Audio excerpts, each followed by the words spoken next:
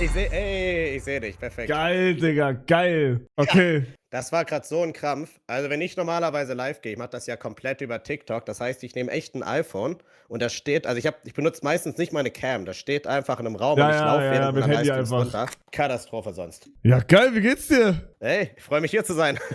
Okay, geil, okay. Kannst du erstmal, also, ich kenne dich ja auch nur von TikTok. Ja. Ich habe actually deine Streams du machst schon länger, also du machst das nicht seit 2-3 Monaten, du machst schon länger, ne? Weil Ja. ich hatte auch schon Streams damals von dir auf meiner For You und bin sogar gestickt. Ich bin damals gestickt, ich habe damals geguckt. Aber kannst du sagen, also was bist du eigentlich? Göttinger, erstens. Nein, ich bin, ich hab halt, Kannst ich habe du den Physik noch fragen, studiert. ob er glaubt, dass Brennrot wirklich jetzt eine studiere ich noch negative Bio, aber ich habe Auswirkung zuerst auf die Physik nächste studiert Gen hat und zu so am liefern. Ende von Corona ich- irgendwann. Okay, jetzt Das- ja, hört noch man mal, mich scheiße, oder? Nee, das war wegen mir, weil ich letzte hatte. Gib mir keinen Herzinfarkt. Ich habe Physik studiert und also jetzt studiere ich noch Bio. Ich habe zuerst Physik studiert und dann gab es so, weißt du, so Ende Corona war ja so eine Phase, wo viele Leute gesagt haben, okay, lass mal Social Media ausprobieren. Ja? Und ich war so 2022 Teil der letzten Welle davon. Und dann ist das seit 2023, ja, seit 2023 streame ich jetzt. Also seit da ist das ziemlich hochgegangen, beziehungsweise jetzt Anfang des Jahres nochmal fett explodiert. Ich weiß nicht, zählt dann TikTok-Influencer bin ich. TikTok-Influencer ist der Titel. Oh, aber bist du auch Physiker, also Physiker oder nicht? Was heißt, ja, werdender. Also ich bin immer noch in meiner Fakultät. Ich Was ist studiere das? quasi immer noch Physik. Das ist quasi, sorry.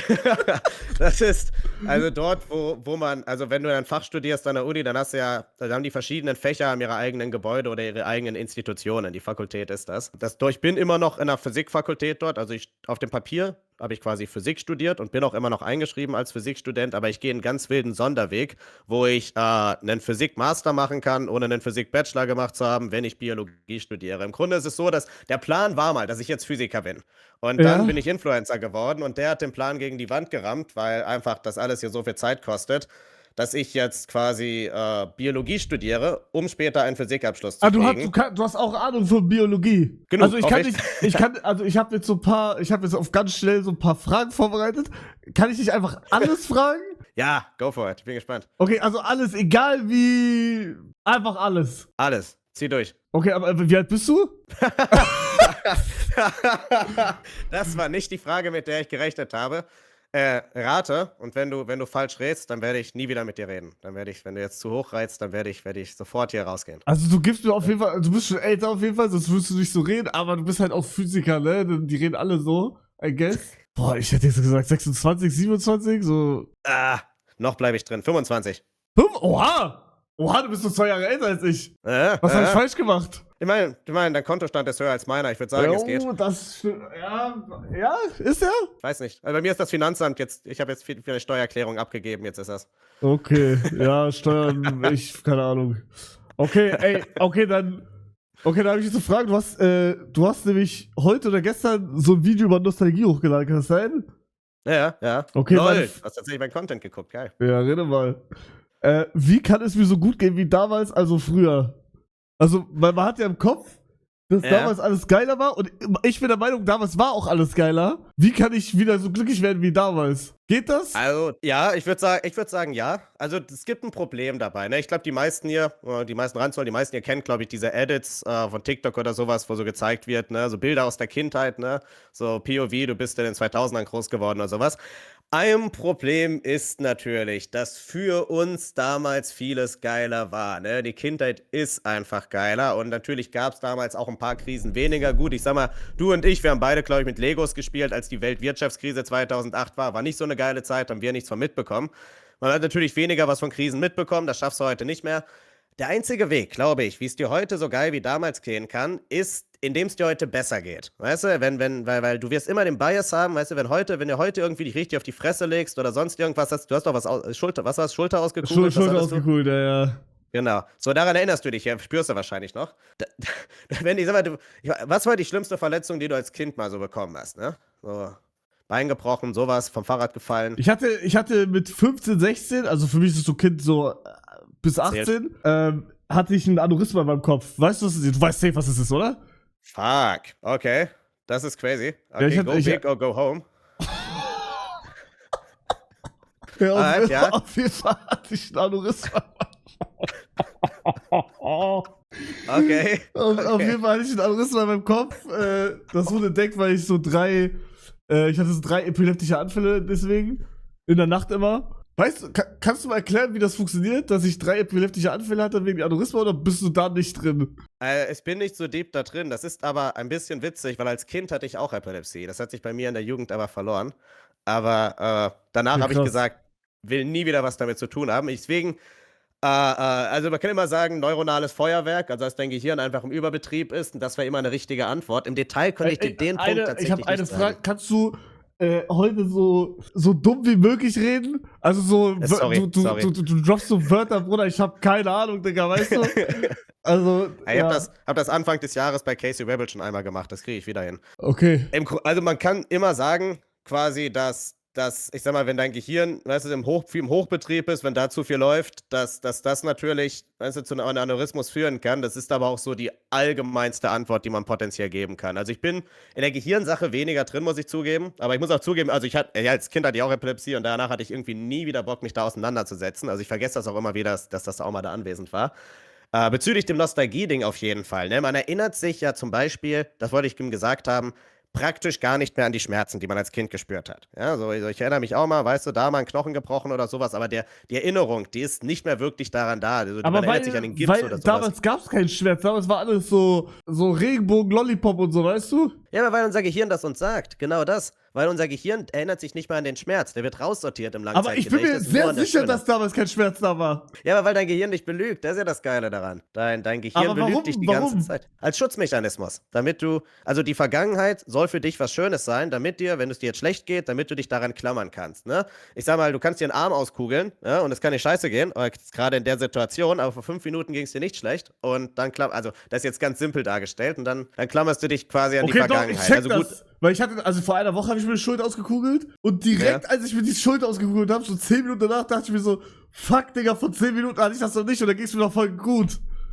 Ja, genau. Und das ist immer auf einer ganz großen Skala existiert das auch und deswegen ist unsere Vergangenheit immer so schön und bei der Kindheit kickt halt auch bei uns rein.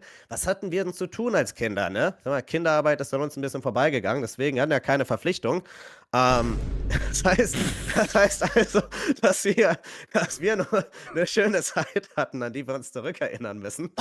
Und Stimmt es, dass bei Frauen das krasser ausgeprägt ist, weil sie vergessen die Schmerzen bei einer Geburt, damit sie wieder eine haben können, ohne Angst zu haben? Boah, ja, auf eine gewisse Art und Weise. Es gibt so einen Stoff im Gehirn, der nennt sich, wie heißt der nochmal? Cytosin, meine ich. Oder Cytosol oder so. Und der wird richtig stark, kickt da bei Frauen rein, wenn die so Neugeborenes in der Hand halten. Und der soll quasi alles andere einfach übertünchen quasi. So, der Schmerz ist dann egal. Und dann ist die Bereitschaft größer quasi für das nächste Kind. Weil ja, man erinnert sich, okay, das war das Beschissenste, was ich je in meinem Leben gefühlt habe. Aber, hey, so das danach war cooler, schöner, besser. Kriegt man mehr Dopamin bei einer Geburt? Oder wenn man jetzt irgendwie, weiß ich nicht, Schokolade isst oder TikTok schaut? Also, so respektvoll, ich glaube, du müsstest der dickste Mensch in Deutschland sein, wenn du mehr Dopamin bei einer Schokolade kriegst. Also es gibt tatsächlich, also viele in meiner Zuschauerschaft, auf die trifft das zu. Es gibt also dieser Stoff, Cytosin, ich vergesse den Namen die ganze Zeit, der wird nur ausgestoßen, wenn du ein Kind hast, also wenn du Vater oder wenn du ein Vater wirst oder eine Mutter wirst. Aber wie bei Vater, also bei Vater kann das doch gar nicht sein, weil die gebären ja nichts. Also wenn du so dein eigenes Kind zum ersten Mal hältst, dann kickt das auch rein. Was stimmt, ist, dass das bei Frauen viel stärker reinkickt, also die Mutter-Kind-Bindung. Aber bei Männern kickt das auch ein bisschen rein. Also die haben das ebenfalls. Und den kriegst du dann nur dann. Also Dopamin, also ich sag mal, wenn du jetzt wirklich keinen Bock hast, Vater zu werden und ich sag mal, auf TikTok läuft ein geiles Video, da hast du vielleicht eine Chance. Aber ansonsten müsste Dopamin auch mehr reinkicken. So. Aber auch nur, weil so die Aufregung auch da ist. Also die Aufregung bringt auch Dopamin. Aber ist bei uns allen schwer zu sagen, weil wir haben alle, also du hast keine Kinder, nehme ich an. Ich habe auch noch keine Kinder. Nee. Aber du und ich, wir gucken die ganze Zeit TikTok. Ich weiß, dass unser Dopaminspiegel total ruiniert ist, ne? Also, ich weiß nicht, ob du in deinem Alltag irgendwas hast, für das du lernen musst, dich vorbereiten musst oder sonst irgendwas, aber sag mir nicht, dass du da währenddessen nicht alle 10 Minuten auf dein Smartphone guckst. Oder ja, wenn doch. Jetzt auf einer. Ja, unser Spiegel ist so im Arsch. Also ich weiß, ich habe keine, wir beide müssen Nachwuchs zeugen und dann müssen wir es bewerten. Ja, also direkt im Anschluss aber. Wenn wir das Kind in der Hand halten, dann keine Pause dazwischen, weil die Erfahrung authentisch sein muss. Dann müssen wir sofort niederschreiben und das vergleichen mit dem TikTok-Video, das wir am Vortag gesehen haben. Ja, aber dann auch ehrlich sein, ja, keine Rücksicht auf die Frau, die da gerade im Bett liegt.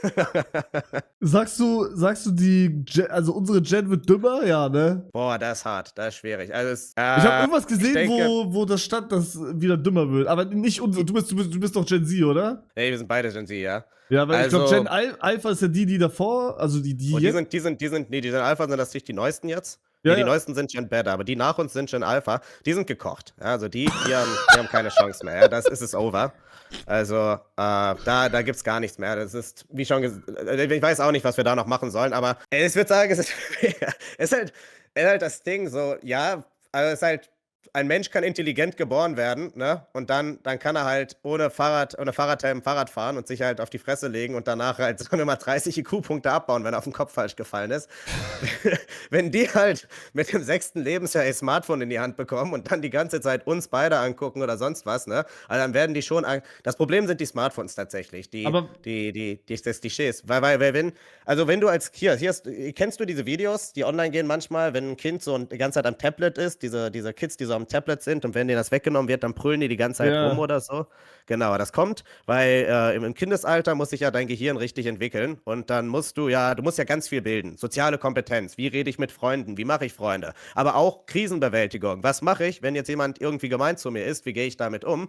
Und wenn du denen so ein Tablet in die Hand gehst, dann wird das alles ruiniert. Ja, dann weil diese Tablets, der Social Media Content, der ist darauf ausgelegt, dir die ganze Zeit Dopamin zu geben, dich die ganze Zeit fröhlich zu machen. Das heißt, die werden dopaminabhängig und du und ich, wir haben wenigstens, also wir sind auch dopaminabhängig jetzt durch Social Media, aber wir haben so ein bisschen Abwehrreaktion trotzdem noch. Also wir beide können ja trotzdem am Ende des Tages sagen, okay, scheiße, ich muss mich jetzt aber auf diese Aufgabe konzentrieren und dann können wir wenigstens versuchen, so eine Stunde durchzuziehen, bevor wir wieder ans Smartphone gehen.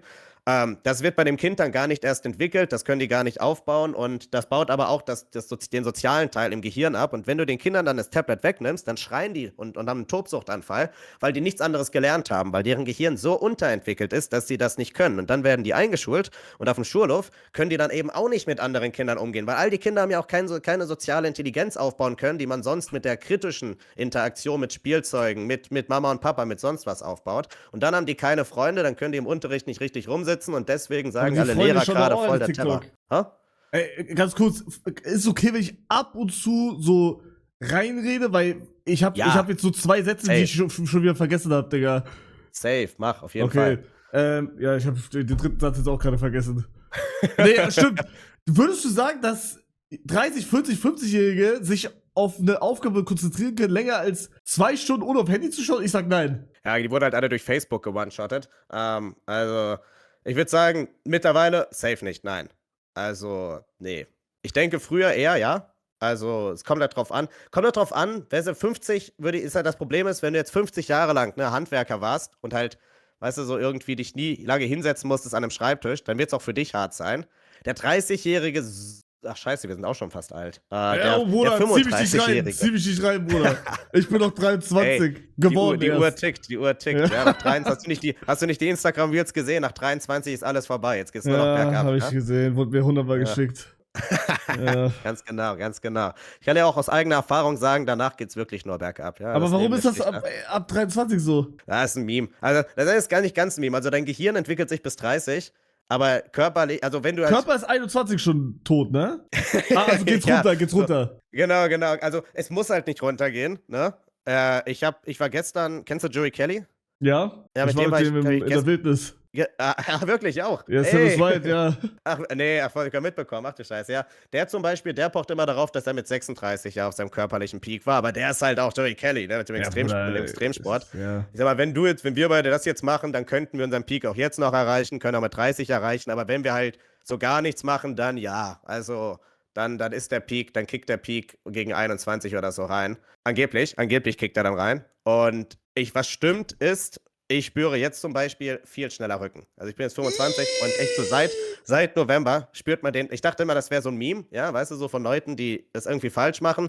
Aber ich schwöre dir, so einmal pro Woche kickt das richtig rein. Wie spürst du den? Was spürst du? Also kennst du das, wenn du das Gefühl hast, wenn du die Schulter so bewegst, dann knackt das immer? Nee? Stell dir mal vor, du hast das so ein. Nee, okay. Also ich hatte jetzt meine Schlinge hier die ganze Zeit und hatte halt irgendwann hier so Verspannungen. Meinst du das oder meinst du wirklich so knacken? So. Ja, diese Verspannung, Knacken, das hast du dann mal so einen ganzen Tag lang. Und dann gehst du abends pennen und dann wachst du auf und dann ist irgendwie wieder weg. Macht dich das nicht traurig? Bring mich nicht zum Weinen. Nicht in diesen Stream zum Weinen. Aber realisierst du, dass du immer älter bist und immer tot bist? Juckt dich das nicht? Doch, schon, safe. Also das, klar, besonders wenn man so Physikinhalte oder sowas die ganze Zeit macht, weißt du, wenn man Bio macht und sich da auch damit dann auseinandersetzt, so wie stirbt ein Organismus und dann machst du noch so Physik, dann geht es auch darum, ne, so sieht die gigantische, weit entfernte Zukunft auf, so baut sich alles am Ende ab und du stirbst dann nach ein paar Jahrzehnten, da kickt das immer rein. Wenn ich jetzt knacke, ich meine, ich bin erst 25, okay? Also, ja, aber das ist, so meiner Meinung nach ist das schon, abgebaut. Also, viele sagen ja, dass das, ich glaube, ab 21, 22 hat man anscheinend, ich kann das nicht glauben, aber anscheinend schon die Hälfte seines Lebens vom Zeitgefühl her. Stimmt das? Kommt drauf an, wie divers du lebst. Es stimmt, wenn du jetzt 50 Jahre den gleichen Job machst, dann stimmt das auf jeden Fall. Da ist auch eine Proportionsfrage. Das Problem, also es gibt eine Sache, die kannst du nicht ändern. Es gibt eine Sache, die kannst du ändern. Wenn du die ganze Zeit was Neues lernst, dann können sich Tage ewig anfühlen. Vielleicht hast du das auch. Manchmal hat man so Tage, ja, da macht man irgendwie. Das habe ich seit ich jetzt so richtig Streamer bin, hätte ich jetzt, also Leute in meinem Alter sagen die ganze Zeit, ach Digga, das Jahr ist schon wieder so schnell rum, das Jahr ist wieder so schnell rum. Bruder, die letzten 3 Jahre waren für mich 3 Jahre, weil ich die ganze Zeit nur random Scheiß gemacht habe, aber jetzt kommt, ich habe Angst, wenn ich jetzt so älter werde und irgendwann jetzt nicht mehr so krass Streamer bin und nicht mehr so rumreise und so, dass mein Dopaminspiegel so gefickt ist, weil ich schon so viel gemacht habe, dass ich mich komplett langweile und dann so, zack, ich bin tot.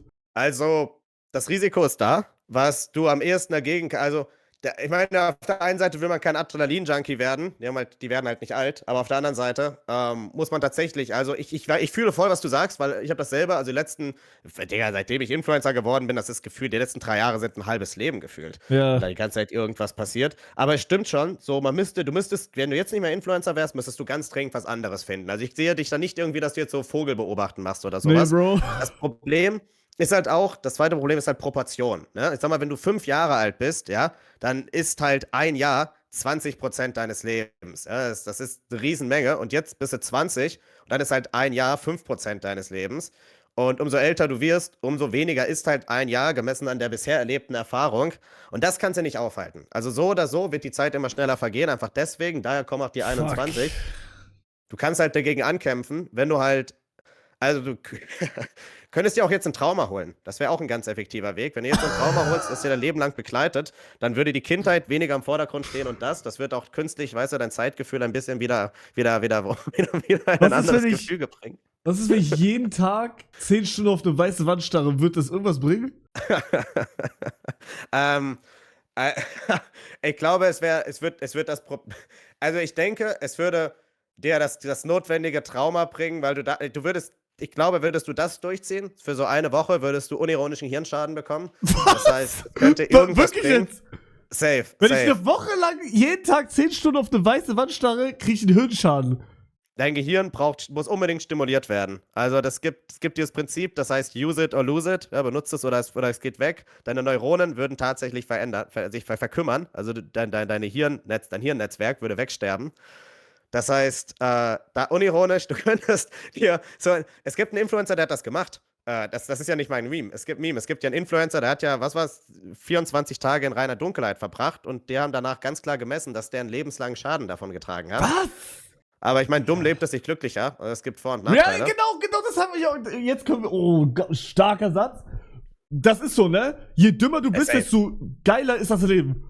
Auf jeden Fall. Und ja, okay, erklär mal. Na, ich meine, du machst dir halt um weniger Dinge Gedanken, ne? Weil es stresst dich halt kaum was. Ja. Boah. Okay, aber ich meine, ab wann würdest du sagen, ist jemand dumm? Boah. So, woran messen wir das? So, also ich denke, IQ du kannst das auch im IQ messen. Das wäre jetzt sicherlich der Klassikerweg, aber ich denke mal, das ist so, ich weiß nicht, ich finde das immer etwas billig, ja. Ich finde, ich sag mal, was so intelligent ist, wer Intelligentes tut, ja, wenn du jetzt einen IQ von 150 hast, ist halt egal, wenn du nichts auf die Kette kriegst und irgendwie jetzt nicht in deinem Leben irgendwas Großes machst. wann ist man denn simpel gebaut? Was wäre denn so ein gutes Beispiel, ne? Boah, ich glaube, ich würde das davon abhängig machen, wie du einfach deinen Alltag gestaltest. Weniger an Job oder sonst irgendwas, ne? Aber das ist ein gutes Beispiel. Weißt du, wenn du jeden Tag dasselbe machen kannst, ne? Und immer noch happy bist, immer noch glücklich darüber bist zum Beispiel, ja? Wie so ein Kleinkind, das immer die gleiche SpongeBob-Folge guckt oder so und das liebt, ja? So, dann musst du ja schon irgendwie langsamer sein, aber du bist halt glücklicher. Ich denke mal, wenn du dir über Politik, Weltpolitik, alle Weltkrisen keine Gedanken machst, ist schon mal ein guter Anfang. Ja, da bist du nicht zwangsweise dumm, aber dann bist du auf jeden Fall glücklicher. Und wenn dich aber alles andere auch in deiner Umgebung nicht belastet, ne, weiß nicht, irgendwie so, keine Ahnung, Mietkosten, ja, Preise für Lebensmittel, sonst irgendwas, ne, Hauptsache Eis bleibt günstig, sowas in der Richtung, dann bist du glücklich und musst nicht sehr intelligent sein. Okay. Und wenn du mich jetzt so anschaust, ich weiß nicht, ob du irgendwelche Clips von mir gesehen hast oder so, keine Ahnung. Irgendwas schon mal gesehen von mir? Ja. Okay, würdest du sagen, ich bin dumm? Soll ich deine Hand halten, während ich die antworte? Nein, was schon? Nein, tatsächlich nach meiner Logik, nach meiner persönlichen Logik, hast du schon mal einen IQ-Test oder so gemacht? Okay, jetzt, da kannst du erst antworten und dann sage ich dir das? Okay, nach meiner persönlichen Logik, oder nach meiner Philosophie würde ich sagen, bist du nicht dumm. Auf keinen Fall, weil du bist ja erfolgreich, ne? Und wer Dummes tut, ja, du bist erfolgreich. Das heißt, selbst wenn Leute sagen, boah, der hat was voll Dummes in seinem Stream gemacht, kann er nicht dumm gewesen sein, weil das hat ja funktioniert. Und der hat die Reichweite bekommen. Das heißt, per se, bei der Logik, musst du intelligent sein. Okay, was bei mir aber auch oft passiert, und jetzt ist die Frage, ist das dumm oder ist das einfach lucky? Zum Beispiel, hast du meinen Bottleflip gesehen mit Glasflasche? Da haben richtig viele gesagt, dass das so extra von mir war, aber ich habe in diesem Moment wirklich nicht nachgedacht, weil ich habe zu Hause, also ich bin gerade auf Madeira, das ist auch mein Zuhause, aber da, wo ich aufgewachsen bin, in Luxemburg, habe ich so einen Ikea-Tisch. Und da hätte ich da diese Glasflasche geworfen, die wäre nicht kaputt gegangen. Und hier habe ich halt einen komplett Massivtisch, hier kann ich auch nicht mit meiner Hand draufhauen, weil es weh tut. Und die ist halt gebrochen. Und das habe ich halt einfach nur so gemacht, weil ich dumm bin. Und der Clip ging halt dumm viral. War das dumm, war das schlau oder war das lucky? Das wäre, wenn wir jetzt so richtig biologisch antworten würden, Teil deines, wie heißt das nochmal? Genau, deines instinktiven Gedächtnisses. So, es gibt so ein paar Dinge, die machen wir einfach. Wenn ich die frage, wie ist dein Name oder weiß auch, räum eine Spülmaschine ein oder sowas, dann musst du nicht davor stehen und dann Langzeitgedächtnis abrufen oder so. Oder dein Kurzzeitgedächtnis. Aber du kannst halt, weißt du, machst das so instinktiv. Wenn du früher einen anderen Tisch hattest und jetzt wirfst, dann fällt das in dem Bereich. Das heißt, das ist nicht dumm. Das zählt nicht als dumm. Hört ihr das? Hört ihr das? Hört ihr das gerade? Okay, auf jeden Fall, ich habe einen IQ-Test mal gemacht, als ich glaube, ich war da 12 oder so. Und der war überdurchschnittlich. Okay. Ich hab den leider gerade nicht mehr, aber ich schwöre auf alles, der war überdurchschnittlich. So in der Wand eingerahmt. Als Beweis. Ich muss mal meine Mutter fragen, ob die den irgendwie noch hat oder so. die hat an dem Tag gefeiert, eingerahmt. Ich wusste es. Alle anderen lagen falsch. Guckt euch das an. Okay, Bruder, ich habe bis jetzt nur eine Frage, glaube ich, gefragt von meiner Scheißliste, Digga. Hau raus, wir arbeiten. Okay, dann mache ich jetzt einfach mal, um die Stimmung ein bisschen zu lockern, okay? Du musst die jetzt nicht beantworten, aber ich lese die Frage jetzt einfach erstmal vor, okay? War da raus. Holst du dir einen runter? Wenn ja, wie oft und was fühlst du, denkst du dabei? Was war der zweite Teil? Wenn ja, wie oft und was fühlst du, denkst du dabei? Augen zu und an Deutschland denken. Das ist. Also, ich werde diese Frage jetzt mal richtig. Ich werde die jetzt mal richtig diplomatisch Also, ich denk mal, ja, du machst es auf jeden Fall. Ey, wir sind Männer. Ja, also erstmal, ne, bleiben wir so bei den Facts, ne? So, wir sind Männer, ne? Wir haben einen gewissen Testosteronspiegel, das macht man. Und ich will nur gesagt haben, das Bundesamt für Gesundheit empfiehlt, dass man das regelmäßig macht zum Stressabbau. Das heißt, es ist sinnvoll, das zu machen. Es wäre kontraproduktiv für deine Gesundheit, es nicht zu tun. Und es beugt irgendwie vor gegen Hodenkrebs oder sowas, ne? Safe. ohne die Studie zu kennen, safe. Nehmen wir mal mit, nehmen wir für uns mit. Okay, und was fühlst und denkst du dabei? Oder wenn du jetzt, okay, sagen wir jetzt, du bist fertig mit dir einen runterholen. Wie geht's dir danach? Du meinst, ob ich so beschämt bin oder so? Ja, genau. Kommt meistens drauf an, ob ich vergessen habe, den Stream auszuschalten. Ich finde sowas, ich meine, wenn du mit der Logik anfängst, ne, dass das biologisch gesund und richtig ist, dann fühle ich mich nicht schlecht danach. Es Ja, gibt okay. Leute, die sagen immer, sie haben so ein negatives Gewissen, aber es ist ja dann habe ich meine gesundheitliche Pflicht getan, ja, für diese Stunde. Ja, sie hast ja Okay, okay, auch direkt eine Frage. Also das hatte ich damals, dass jedes Mal, wenn ich mir fett einen runtergeholt habe, ging es mir danach richtig scheiße. Warum ging es mir richtig scheiße? Weil keine Frau vor mir war?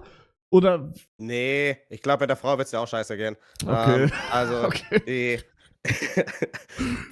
weil ich glaube, weil der Rush vorbei ist, also du hast ja, also man kommt ja in, wie drücke ich das diplomatisch aus, Bro? Wenn du kommst ja in Wallung, ja, in Stimmung vorab, ne? Und dann tust du das, ja? Und dann, wenn du das ja getan hast, dann ist der Effekt ja raus. Dann hast du ja also du machst, der Körper beruhigt sich dann ja, du baust dich ja da auch ab, du kommst ja mehr in eine Ruhephase. Und ich glaube deswegen dann, weißt du, weil der Hype kann man ja sagen, so die Stimmung einfach weg ist. Ja, okay. Aber dafür bist du danach fokussierter, ja? Also du bist dann fokussierter für die Arbeit, die du machen musst. Ja, genau. Ich habe damals, das ist kein Witz jetzt, das hört sich lustig an, aber das habe ich damals gemacht. Und ich habe das, also die positiven Effekte habe ich nie nachgelesen oder so. Ich habe es einfach gespürt. Ich habe damals ich habe damals Fortnite gespielt, so ein bisschen competitive. Und ich habe vor jedem wichtigen Turnier mir einen runtergeholt davor. Und ich war fokussierter. Es funktioniert. Also,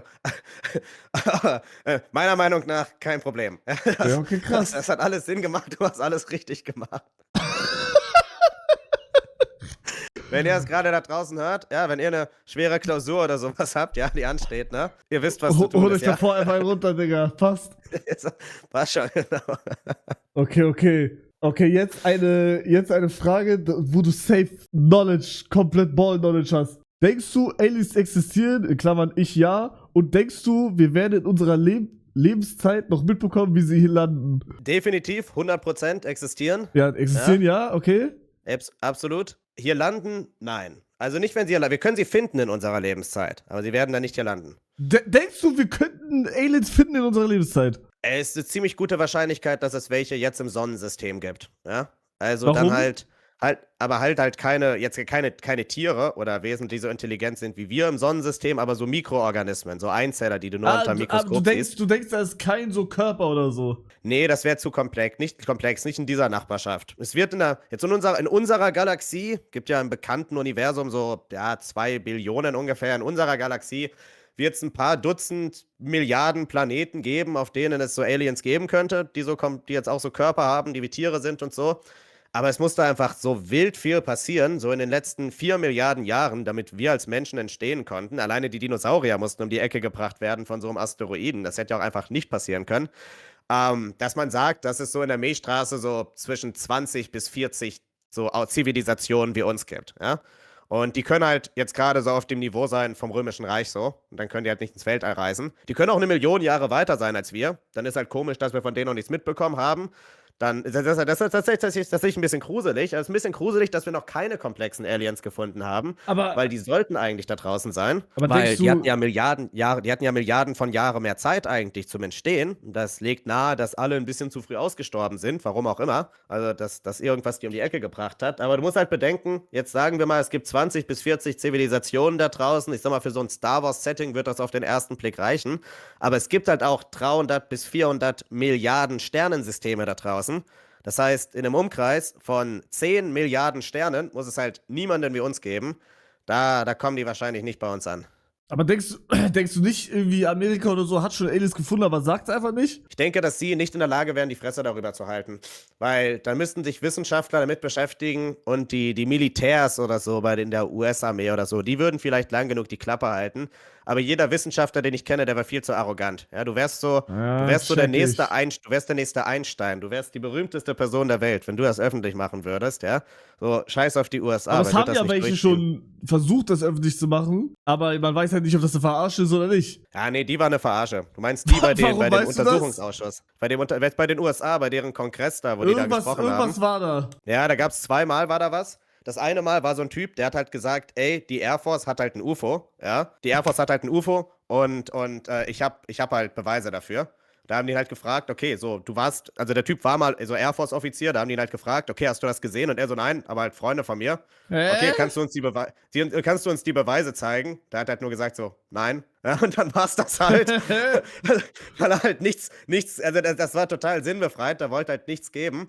Und das Zweite, das war ganz witzig, das waren Leute, die haben früher bei der CIA im Pentagon gearbeitet und die haben nicht gesagt, dass es Aliens gibt, die haben aber gesagt, dass es seit Jahrzehnten ein Witz wäre oder so ein urbaner Mythos, so eine Geschichte im Pentagon, dass die oberste Führung dort Kontakt hätte mit quasi Wesen aus einer anderen Dimension. Aber halt so nach dem Motto, so, es gibt diese Geschichte seit Jahrzehnten im Büro. Das war so ein netter Fakt quasi, dass die das erzählt haben, so ein netter Aha-Moment, weil es ja auch interessant ist zu wissen, wie die darüber labern. Aber die haben die nicht. Also es gab in den 90ern, da gab es mal einen Moment, da haben Astronomen in den USA gedacht, sie hätten es geschafft. Die haben gedacht, dass sie tatsächlich eine Zivilisation entdeckt haben, weil die so ein Funksignal bekommen haben, was so ganz komisch war. Und dann haben die offiziellen Kanäle aktiviert. Also da musst du so das Weiße Haus kontaktieren und sowas, damit die reagieren können. Und das haben die gemacht. Und die haben 48 Stunden gewartet und es hat halt niemand geantwortet. Und dann irgendwann hat wer geantwortet und das war nur so ein Journalist, der davon irgendwie am Rande mitbekommen hat und wissen wollte, jo, was war eigentlich? Also das heißt, selbst wenn jetzt Wissenschaftler denken, dass sie was finden, gibt es nicht mal die richtigen Kanäle, die zuhören. Also, Digga. Aber sie sind da. Also Billionen von Zivilisationen. Denkst du, es gibt sowas wie Magie?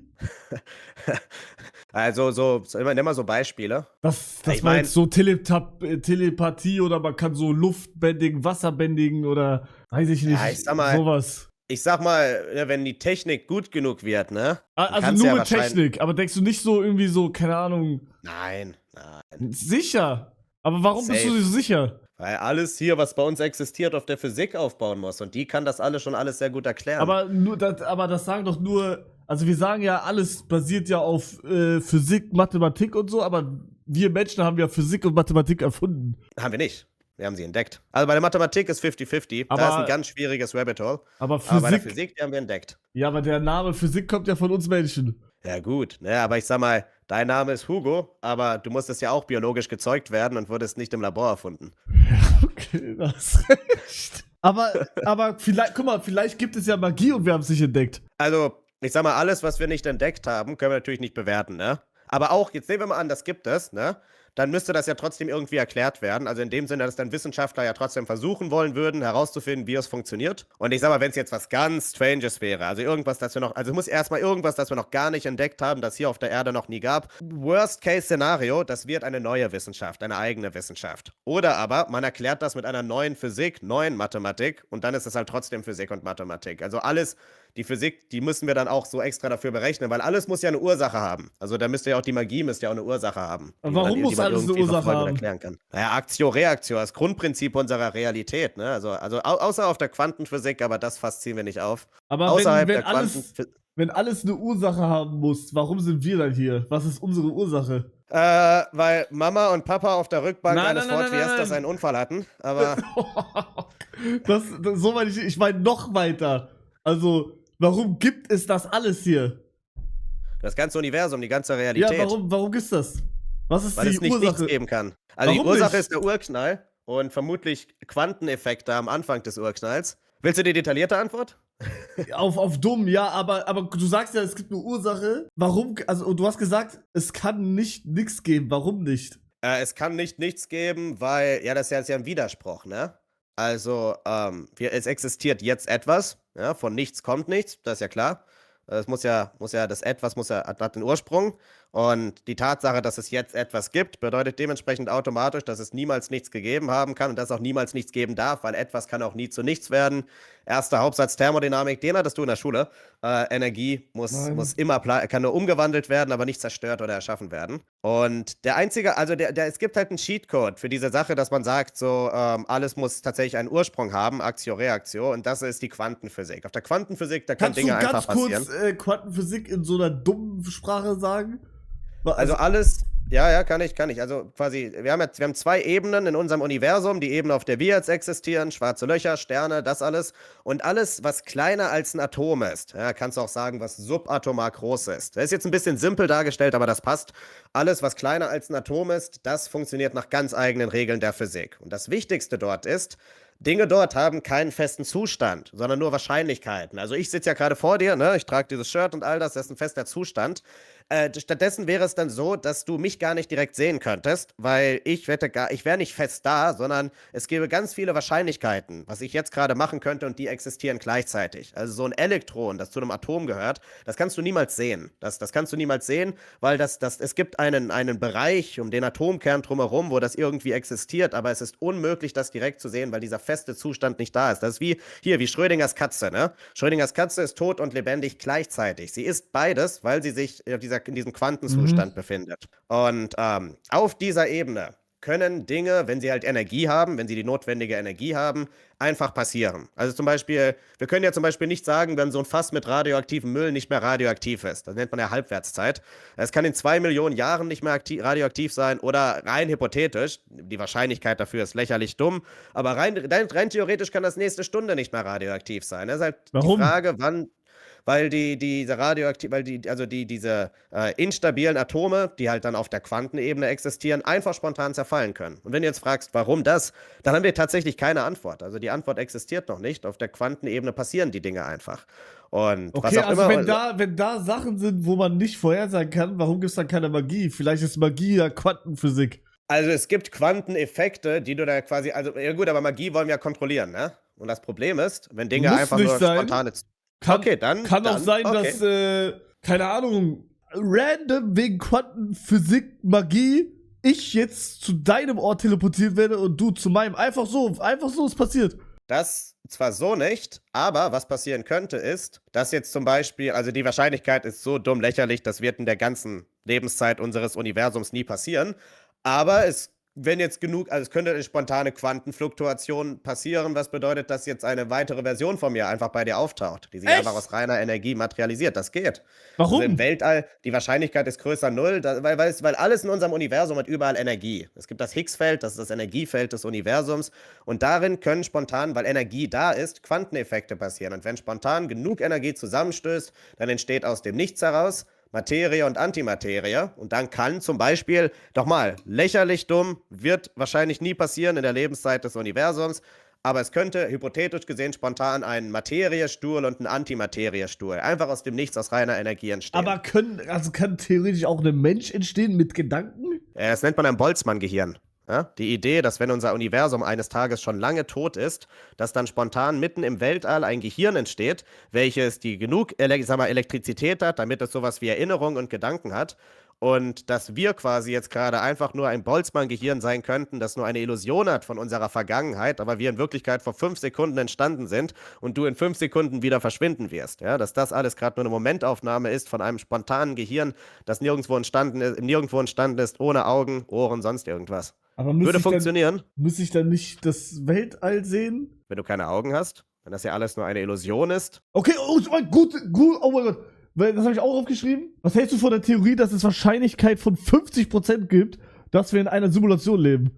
Ich würde sagen, noch ist sie nicht 50%. Es gibt den Witz, dass sie 50% ist, weil entweder tun wir es oder wir tun es nicht. Ja, genau. Ich würde sagen, momentan ist es unwahrscheinlich, aber wir müssen nur eine Sache machen, damit sie 100% wird. Also in der Wissenschaft gibt es so ein paar Leute, die hassen die Simulationstheorie, weil die wurde halt, also die ist halt so ganz groß im Kommen gewesen, weißt du, als die Matrix-Filme rauskamen, Anfang der 2000er. Und da haben halt welche gesagt, okay, so, das ist halt ein bisschen cheap, wenn du halt jetzt wissenschaftliche Theorien basierend auf einem Hollywood-Film aufstellst, aber du kannst es ja nicht beweisen. Also, wenn ich mir jetzt ja auf die Hand haue, ne, dann spüre ich Schmerz in meiner Hand, aber der ist ja nicht wirklich dort. Es ist nur ein elektrischer Impuls, der an mein Gehirn, an mein Schmerzzentrum gesendet wird und das gibt mir die Illusion, dass ich Schmerz in der Hand habe. Du hast vielleicht schon mal gehört, dass Leute noch ihre Hand fühlen können, obwohl sie irgendwie durch einen Unfall eine Hand verloren haben. Phantomschmerzen.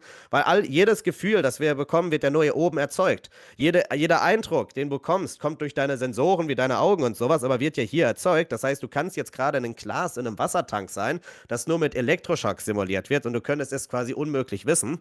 Und natürlich könntest du auch komplett digital sein. Das Ding ist, wir haben heute noch keine Computer, die so eine Simulation machen könnten und es ist halt nicht belegt, dass wir überhaupt mit Computern die Komplexität des Gehirns darstellen können. Es kann sein, dass das unmöglich ist.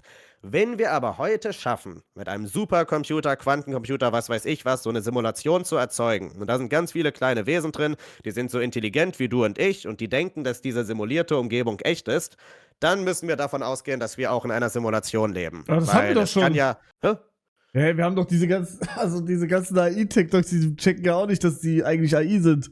Zum Beispiel, Ja, aber wenn die sind jetzt, ja nicht echt. wenn jetzt 2 Bananen zusammen sind und eine Banane geht mit einer Birne fremd oder so, die wissen ja auch nicht, dass sie eigentlich Aber nicht ne- existieren. Aber das sind doch keine aber das sind ja keine komplex programmierten Wesen, das sind ja nur Videos. Also das müsste ja, wenn schon, es müssten ja künstliche Wesen sein, die wir programmieren, die wie unser Gehirn haben, weißt du, die denken können, die komplex denken können, die Bewusstsein Was haben. ist mit Ganz ChatGPT? wichtig. Nee, das ist nur ein Chatbot. Wie jetzt? ChatGPT ist nur intelligent, aber ist eigentlich nur ein Chatbot. ChatGPT ist auch eigentlich keine KI. Also, Warum? weil sie nicht wirklich denken kann. Na, die kann nur wiedergeben, was sie lernt. Du führst Informationen in die rein und dann kann man das quasi abgerufen werden. Aber wenn ich jetzt ja? sage, wie ich drauf bin, dann weiß sie doch, wie ich bin. Und je mehr ich mit ihr schreibe, desto mehr lernt sie von mir. Ja, aber sie wurde ja trainiert, deine Informationen zu nehmen. Und sie wurde ja trainiert, dir mit einem bestimmten Maß zu antworten. Das ist alles nicht echt.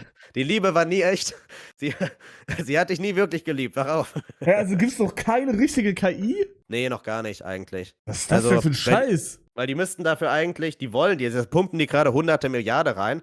Dafür müssten die halt in der Lage sein, so ein bisschen die Art und Weise, wie das menschliche Gehirn funktioniert, nachzubauen. Aber das können die noch gar nicht. Dafür braucht man vielleicht Quantencomputer oder sonst was. Aber das klappt noch nicht so richtig. Also der Call, wenn wir es aber könnten, also der Call, dann wären wir in der Simulation. Wenn man jetzt ChatGPT beleidigt und dann kommen so Leute, beleidigt die nicht, weil wenn die irgendwann die Weltherrschaft an sich reißen, dann bist du der Erste, der gefickt wird. Stimmt gar nicht, weil können die gar nicht. Ich meine, wir wissen ja, also in der Hoffnung, dass halt die Superintelligenz, die wir danach erschaffen, nicht auf ChatGPT guckt und sagt, Vater, was haben sie dir angetan? Dann sind wir gekocht, ja? Dann haben wir verschissen. Es gibt, wenn deiner Zuschauerschaft langweilig ist, dann sollen die mal Roccos Basilisk googeln. Roccos Basilisk, das ist so ein Gedankenexperiment in dieser Richtung. Und das Gedankenexperiment funktioniert so, dass gesagt wird, dass eine KI in der Zukunft dich foltern wird oder auch dich von den Toten wieder herholen wird, um dich fertig zu machen, wenn du indirekt auch daran beteiligt warst, ihre Entstehung zu verhindern, also eine böswillige KI. Und dadurch, dass du quasi von diesem Paradoxon weißt, von dieser Idee weißt, das nennt sich Roccos Basilisk, bist du automatisch mit einer von denen, die von dieser KI in Zukunft gefoltert werden. Das ist ein ganz, ganz wildes Gedankenexperiment. Aber ist das nicht geil, wenn man Revive wird von denen? Weiß nicht, kommt drauf an, unter welchen Umständen, würde ich sagen. Ich meine, ich hätte nichts dagegen, ewiges Leben und so, aber wenn die uns böswillig gesinnt sind, dann lieber nicht. Wobei, die müssten uns jetzt ja nicht hassen, ne, um uns umzubringen oder sowas. Die müssten ja auch einfach nur falsch programmiert sein, ne? Es gibt so ein Zukunftsforschung. Warum hast du jetzt eigentlich alle gefickt? Du hast jetzt alle gefickt, weil du uns das allen jetzt gesagt hast. Und jetzt sind wir ja auch. Also, ich hab eine Krabbenmentalität. Ja, ich ziehe euch lieber wieder runter in den Eimer zu mir, als dass ich euch helfe, aus dem Fischereieimer zu entkommen. Ja, also gern geschehen an dieser Stelle an deinen Chat, ne? Ja, aber dadurch, dass du denen das jetzt gesagt hast, werden die doch jetzt gefoltert, oder nicht? Ja, so funktioniert das. Okay, Ja, gut. kann man nichts machen. Achso, und ich habe noch da in Klammern geschrieben, kennst du Sword Art Online? Ja, kenn ich. Denkst du, es wird sowas irgendwann geben in unserer Lebzeit noch? Boah, also mein Take ist, dass es so intensiv wie da, glaube ich nicht. Dafür müsstest du dir, glaube ich, ein paar Nadeln ins Gesicht stecken oder so. Aber das ist doch geil. Das würde ich instant machen, wenn es sowas geben wird. Okay, dann sage ich Chance 20%. Ich meine, unsere Lebenszeit, 25%. Unsere Lebenszeit ist lang, hoffentlich. Wir haben noch Zeit. Ja, aber so lang ist das ja auch nicht. Also guck mal, du bist 25, ich bin 23. Sagen wir werden so höchstwahrscheinlich, also wir werden jetzt, also man wird, glaube ich, auch nicht mehr älter. Du hast eine gewisse Chance, dass wir beide 130 werden.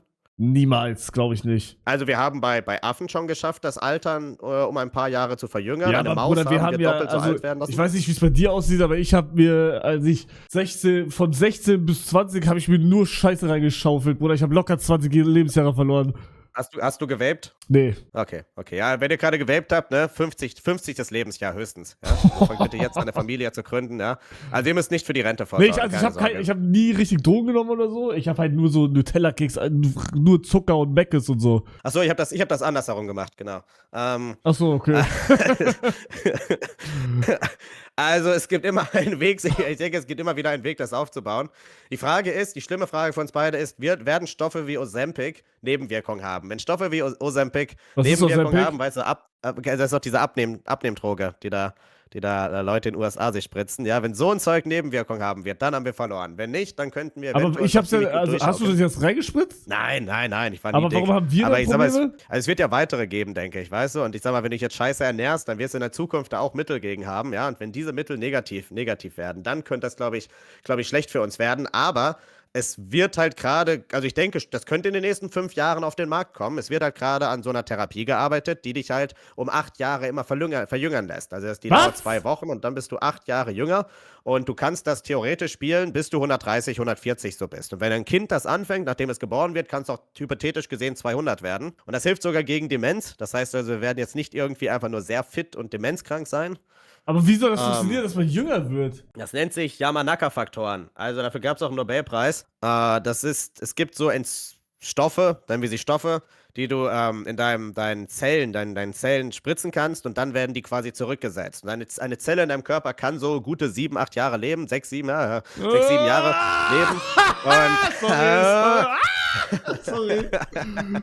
Ja, kann gute 6, 7 Jahre leben und dann kannst du halt komplett zurücksetzen und dann lebt die halt länger, dann lebst du halt länger und du wirst auch aktiv jünger, also du siehst dann auch jünger aus, die haben das bei so einer alten grauen Maus gemacht, die war dann wieder jünger, die hat auch doppelt so lang gelebt wie eine normale Maus. Das ist ja geisteskrank, Digga, warum habe ich davon gar nichts mitbekommen? Das geht total unterm Radar entlang, was tatsächlich wild ist, weil es halt echt weit voranschreitet, also die haben das jetzt letztes Jahr bei Affen geschafft und die sind halt alle 8 Jahre jünger geworden und wenn die das bei Affen halt schon hinkriegen, dann werden die das halt bei Menschen jetzt auch machen können, also... Hä, aber das ist doch... Aber also das wird halt wahrscheinlich teuer sein, ne? Überhaupt nicht eigentlich. Also das Prozedere ist sicherlich vielleicht ein bisschen zeitaufwendig, aber das ist nicht per se teuer. Aber die müssen das doch teuer machen, weil sonst können das ja voll viele nehmen und dann gibt es viel zu viele Menschen und so. Ist das nicht scheiße? Im Gegenteil. Die Bevölkerung, hast du die Zahlen, hast du die Nachrichten nicht gestern gesehen? Wir haben so wenig Geburten wie noch nie. Ich bin einer der Dummen, ich interessiere mich für dringend mehr Kinder, hört auf Twitch zu gucken, ihr müsst dringend mehr Kinder in die Welt setzen. Los, holt euch jetzt Beziehungen, ja? Wir können halt nicht mehr fragen, sonst haben wir keine Rente.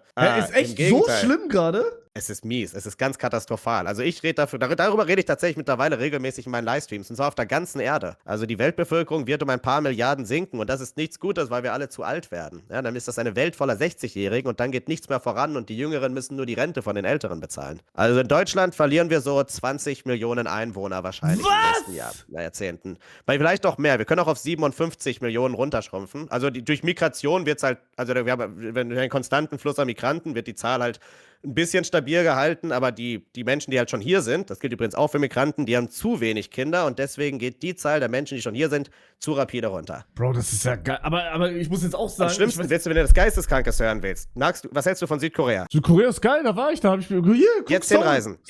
Ja?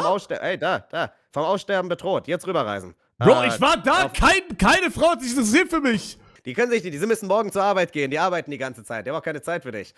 Die haben eine so niedrige Geburtenrate, auf 100 Südkoreaner heute kommen nur noch 4 Urenkel. Das heißt also ein Rückgang um 96%. Warum ist das bei denen so krass? Ja, hast du mal gesehen, wie die Stimmung da drüben ist? Die arbeiten halt alle die ganze Zeit. Aber ist Japan nicht schlimmer?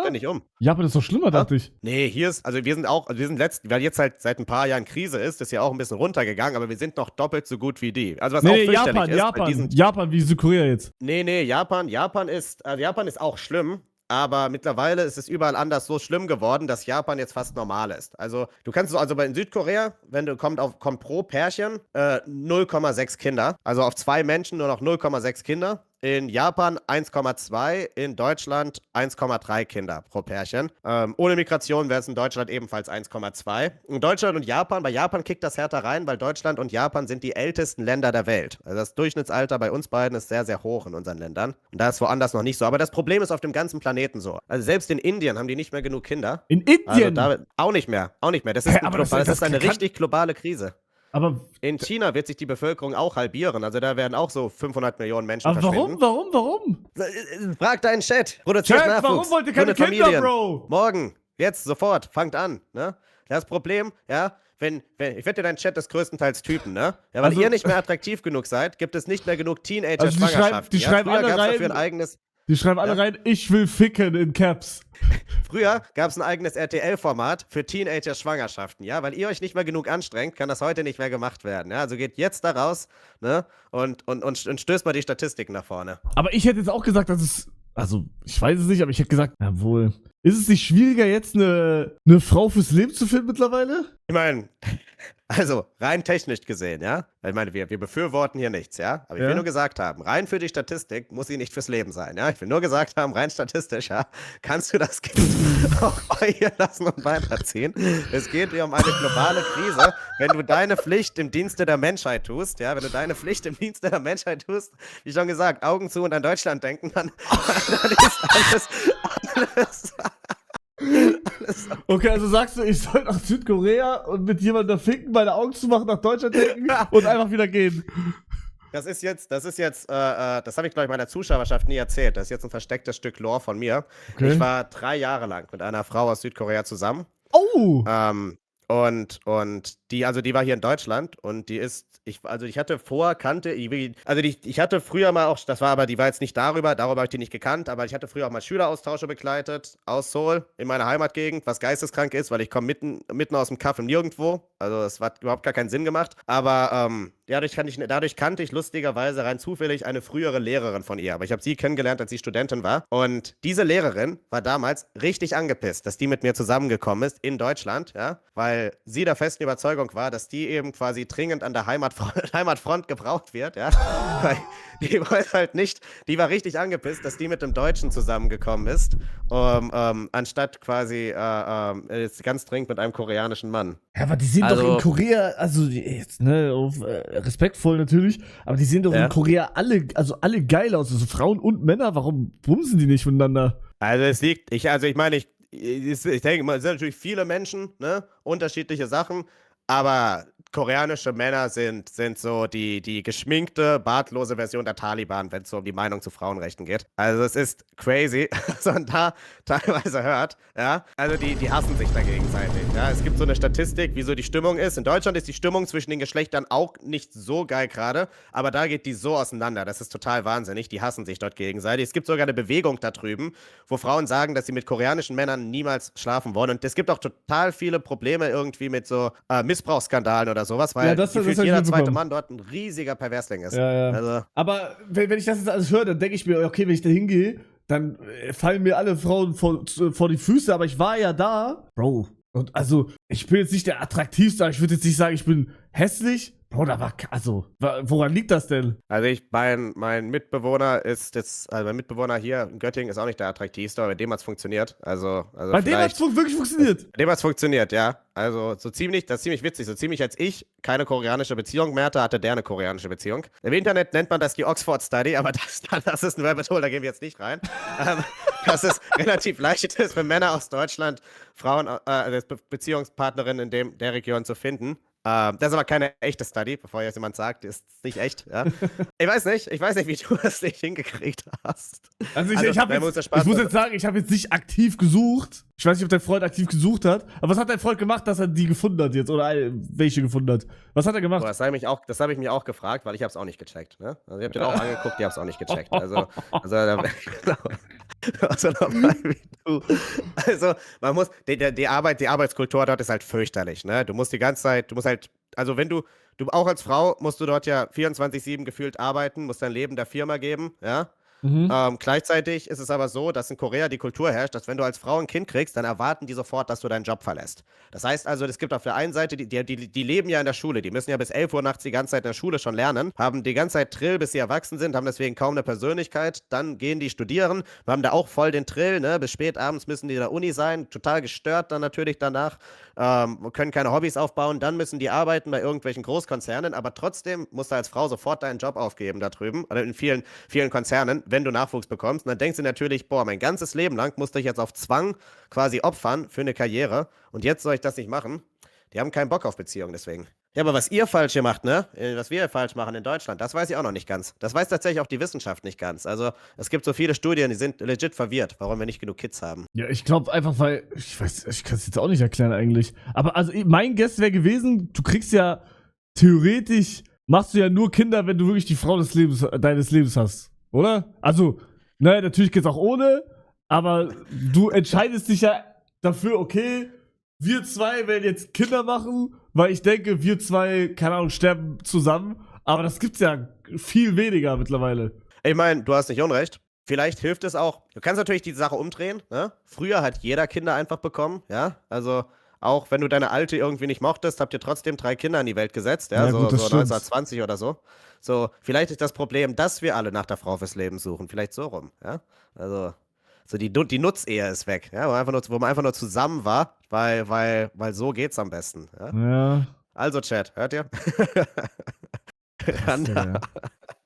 Okay, ich soll jetzt ganz kurz fragen, was hältst du von der, das ist ein ganz kranker Themenswitch, ich habe auch keine Ahnung, was das ist, Hau raus. Big Bounce Theorie. Was Das hältst ist, du davon? das ist eine Urknalltheorie, die besagt, dass unser Universum in ein paar Milliarden Jahren wieder zusammenfallen wird, die Raumzeit zusammenfallen wird und dann wie so ein Trampolineffekt. Also alles fällt zurück in Urknall und dann passiert so ein Trampolineffekt und ein neues Universum entsteht. Okay, das ist als erster Hardcore-Themenswitch. Momentan hart unwahrscheinlich. Weil es sieht so aus, als wenn unser Universum also ganz anders enden wird, indem einfach alle Dinge passieren, also die ganze Physik passiert, die im Kosmos passieren kann, bis nichts mehr geht. Das nennt man den Kältetod. Das passiert, bis unser Universum stirbt, laut dem Modell dauert es 10 hoch 3000 Jahre, das ist eine Zahl mit 3000 Nullen. Aber intelligentes Leben, also so Sterne auch und so etwas und uns, also Sterne sind kein intelligentes Leben, aber die braucht es dafür. Die kann es nur in so ein Septillionstel davon geben. Bitte fragt mich nicht, wie viele Nullen ein Septillionstel hat. Also so ganz, ganz wenig. Wir sind nur ganz, ganz kurz da. Und was denkst du, was mit der Unendlichkeit will ich jetzt von ihm erst recht wissen? Er hat es angesprochen quasi. Ich habe keine Ahnung, was es geht. Hast du mir gerade zugehört? Ich habe nur irgendwas gehört, aber ich habe auch... Unendlichkeit außerhalb der Mathematik. Hat der Chat gefragt, oder? Glaubt er dran? Nee. Also die Frage ist ja, könnte unser Universum unendlich groß sein? Könnte das Innere eines schwarzen Loches unendlich dicht sein? Und rein hypothetisch, ja? Du glaubst nicht daran, dass das Weltall unendlich ist? Nein. Was? Nicht. Also glaubst du, es gibt irgendwann eine Border oder was? Nicht zwangsweise. Aber also es kann ja auch sein, dass der dreidimensionale Raum so in sich reingekrümmt ist, ja, als wenn du dich auf der Innenseite oder der Außenseite einer Kugel bewegst. Ach, wie dieses Symbol da? Ja, vielleicht auch das, genau, dass du quasi irgendwann wieder an deinem Startpunkt ankommst. Es gibt auch eine Sache, die ist jetzt aber wirklich deep, die nennt sich Topologie.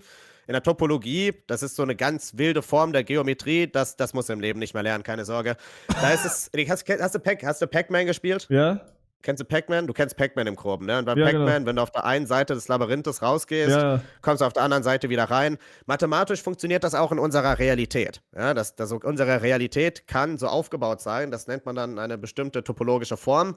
Und das wird dann bedeuten, dass es sein könnte, dass zum Beispiel irgendein Ort im Universum, den wir jetzt 10 Milliarden Lichtjahre irgendwie nach vorne in die Richtung sehen, dass wir den hinter uns auch schon sehen können, 3 Milliarden Lichtjahre entfernt, weil unser Universum eigentlich ein Ort ist, der in sich da schon abgeschlossen ist, topologisch abgeschlossen ist, nennt man das. Und wenn du dich jetzt fragst, dann welche Form hat dann das Universum? Diese Frage kann nicht richtig beantwortet werden. Also das ist dann keine Form, die wir uns so richtig vorstellen können. Aber das spielt auch keine Rolle, weil es kein Außerhalb geben muss. Aber ist es nicht, hat nicht irgendwer gesagt, dass das Weltall immer so sich ausdehnt und so? Ja, aber gut, wenn es unendlich wäre, dehnt es sich nicht aus. Weil dann Unendlichkeit kann ja nicht wachsen. Dann wäre es nur so, dass die Dichte einfach von allen Dingen immer abnehmen würde. Alles immer weniger dicht beieinander ist.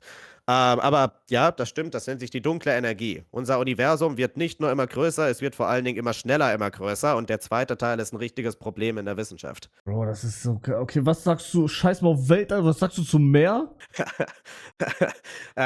Welcher Teil? Welcher Part? Du meinst, wie erforscht das ist und so? Also mein Call ist, ich sag 100% gibt's Aliens, aber ich sage auch, es gibt Fischmenschen. Nee, die gibt's nicht. Aber warum? Du weißt das ja gar nicht. Doch, das kann man relativ sicher sagen. Also es ist Folgendes, ja? Also es könnte da unten noch ein paar echt gigantische Wesen geben, die wir noch nicht entdeckt haben, ja? Boah, wie funktioniert, also ich habe kurz überlegt, ob ich dir ein Bild rüber schicke oder so. Es gibt so einen Prozess, der nennt sich Tiefseegigantismus. Du kannst das Bild schicken einfach, ne? Stimmt, kann ich ja mal Discord machen. Discord, ja. Also generell ist es so, das ist alles eine Frage der Energie, ja? Umso intelligenter und größer ein Tier ist, umso mehr Energie braucht es, ne? Und das Problem ist, also 80%, mehr als 80%, 90% eher der Bewohner im Ozean, also Pflanzen, ne, Tier, Fische, sonst was, die leben in Küstennähe, weil dort die Pflanzen, die haben dort noch genug Sonnenlicht, weil der Boden nicht so niedrig ist, das heißt, die können dort wachsen und die Fische können sich dort ernähren, können sich bewegen, das ist ein Ökosystem, die leben alle dort. In der Tiefsee leben nur die richtig crazy sind. Warte, das Bild, das schicke ich jetzt rüber, das habe ich noch mal kurz runtergeladen. Da leben nur die wirklich richtig wahnsinnig sind und auch die richtig tief leben. Also alles unter, ich glaube, unter 1000 Meter tiefer, unter 1 Kilometer tiefer. Das nennt man die Mitternachtszone. Und die Ozeane gehen durchschnittlich 4 Kilometer tief. Genau, das ist es. Das hier zum Beispiel, das nennt man Tiefseegigantismus. Tiere, daneben ist ein Taucher. Tiere in der Tiefsee, die irgendwo ganz weit draußen schwimmen, können gigantisch groß werden. Das können die. Warum die das ist eine riesen Überraschung. Das hat man früher nicht erwartet, weil die eigentlich halt kaum Nahrung da draußen bekommen. Also die ernähren sich nur von Meeresschnee, was die Scheiße und der Abfall und der Rest von allen da oben sind. Also die normalen Fische oben, die leben und die Tiere da unten, wie diese Qualle, ernähren sich nur von Meeresschnee. Und wenn mal ein Walfisch stirbt und runterfällt, guck dir mal die Videos dazu auf YouTube an. Das ist geisteskrank. Der wird zugeschwärmt. Das dauert Stunden. Da ist nichts mehr von dem da. Nicht mal mehr Knochen, weil die halt ein riesiges Fest dann dort haben. Tiere können dort ganz groß werden. Aber sie können nicht intelligent werden, weil Intelligenz und Komplexität verbraucht Energie. Und wenn so ein Tier gigantisch groß wird, dann ist es das, weil es dann mehr Nahrung greifen kann, weil es groß ist. Aber das kann nicht denken. Alle Tiere, die gigantisch sind, haben fast keine Gedanken. Also die Hälfte von denen schwimmt nicht mal mehr in der Tiefsee. Also das je heißt, größer man ist, desto dümmer? Ja, quasi. Bei denen da unten ja. Walfische müssen das nicht machen, die sind intelligent, weil die oben leben, da unten aber ja. Und auch die kleineren Tiere, die schwimmen meistens selber nicht. Die versuchen maximal Energie zu sparen, das heißt, die denken fast nicht, die treiben einfach nur und wenn sie Nahrung haben, schnappen sie die. Außer manche von denen, es gibt ja den Anglerfisch, der hat ja so riesige Zähne. Bei denen ist das anders aufgebaut. Die können ein bisschen Intelligenz haben, aber die haben ganz große Zähne, weil wenn die etwas jagen, müssen die das sofort töten, wenn die das packen, weil es kostet zu viel Energie, ein zweites Mal zuzubeißen. Also die müssen sofort das kriegen. Aber das ist so ein Kampf um Energie. Und so ein Fischmensch, der bräuchte zu viel Energie. Das heißt, in der Tiefsee dürfte der gar nicht existieren. Aber was ist, wenn die Dann kommt auch der Druck. Was ist, wenn die sich irgendwie, guck mal, was ist, wenn das so tief ist, dass die nicht mit dem System leben, wie wir leben, also mit so Sonne und bla und bla, sondern dass die leben von diesem Erdkern oder so. Ja, es gibt ja so sogenannte schwarze Smoker da unten oder Geysire, wie man die nennt, so Mini-Vulkane, die Chemie und so ausstoßen. Von denen können sich aber nur ganz, ganz wenige ernähren, nur kleine Fische oder so. Also im Marianengraben gibt es Leben, das ist total geisteskrank, weil da unten ist der Druck so groß, dass auf jedem Quadratzentimeter deines Körpers das Gewicht von 1000 Autos wiegt.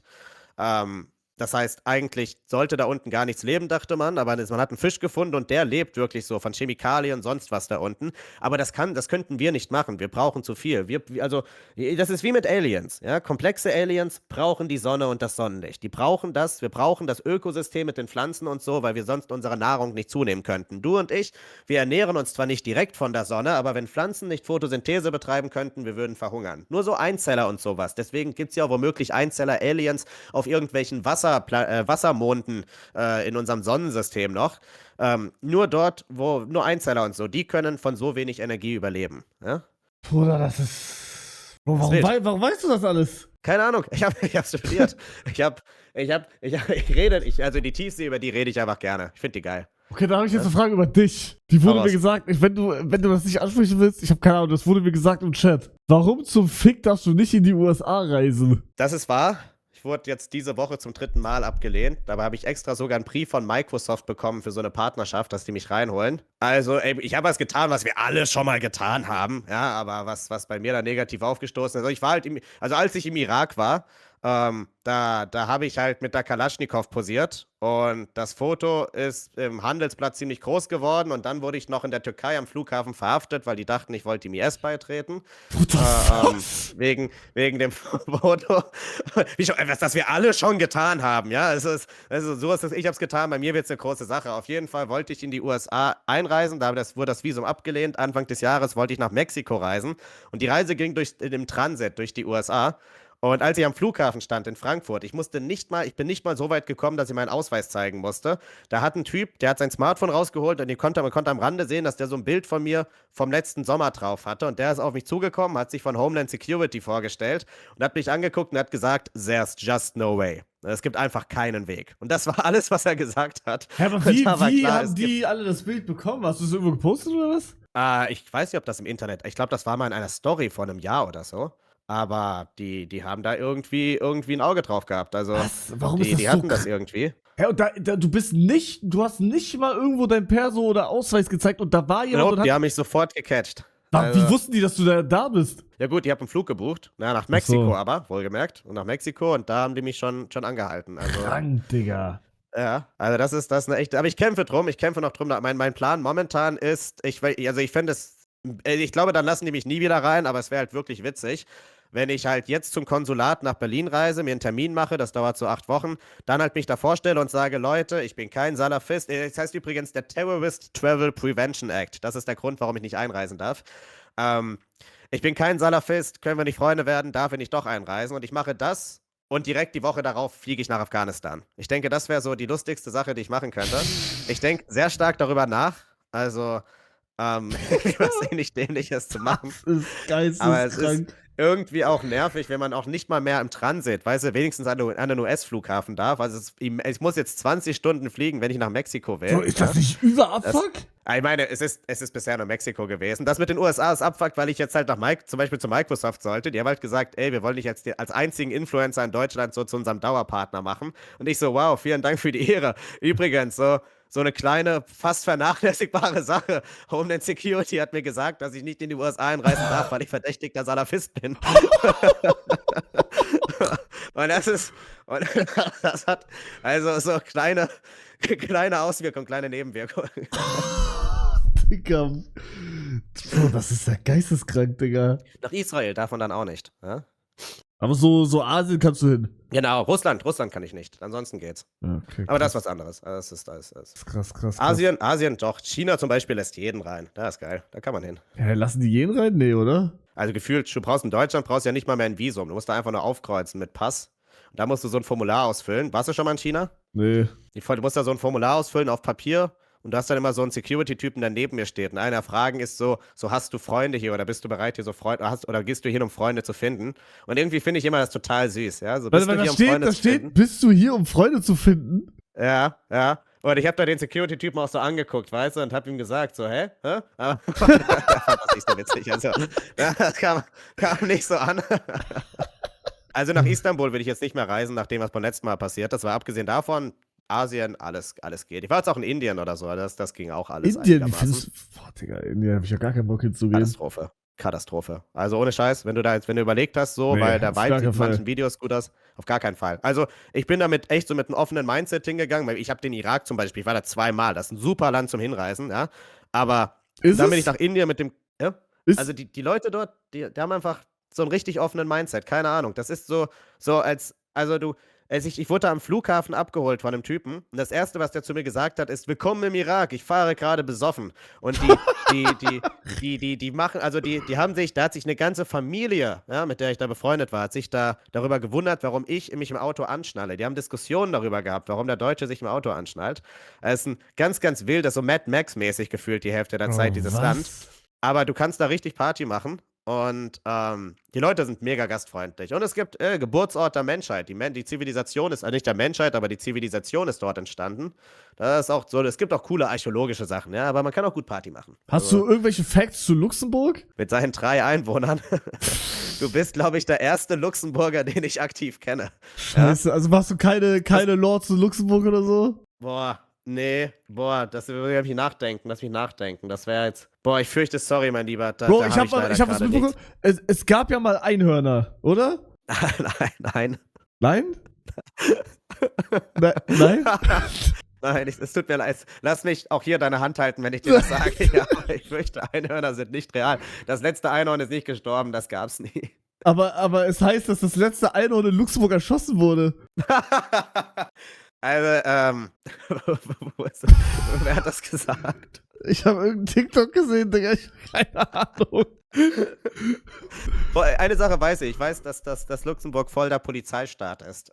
Die Anzahl an Polizisten gemessen an der Einwohnerschaft ist crazy hoch in Luxemburg. Echt? Ist mir nie aufgefallen. Das ist die einzige Sache, die ich über Luxemburg weiß. Das ist überhaupt gar nicht spannend. Das ist das Einzige, was ich über Luxemburg weiß. Krass. Okay, ich soll dich auch fragen, was ist die Boltzmann-Theorie? Das hatten wir gerade. Meine Hä, was ist denn die Boltzmann? Das Boltzmann-Gehirn hatten wir gerade. Also, Ach, Digga, stimmt, Boltzmann-Gehirn. Das Gehirn im Weltall, genau. Siehst du, was passiert, wenn der Chat nicht richtig aufpasst? Ja, Chat, was soll das? Ja, kenne ich bei mir auch. Normalerweise würde ich jetzt eure Eltern beleidigen, aber weil er da ist, machen wir das heute Bruder, nicht. du kannst das ruhig machen, ne? Also. Ja, okay. Du bist der Grund, warum deine Eltern sich getrennt haben, du absolute Enttäuschung. Ganz im Ernst. Die haben gemerkt, dass du nicht zuhören kannst. Die dachten wahrscheinlich bis zu deinem 5. Lebensjahr, dass du taub wärst. Fun Fact, ich habe die Frage gestellt.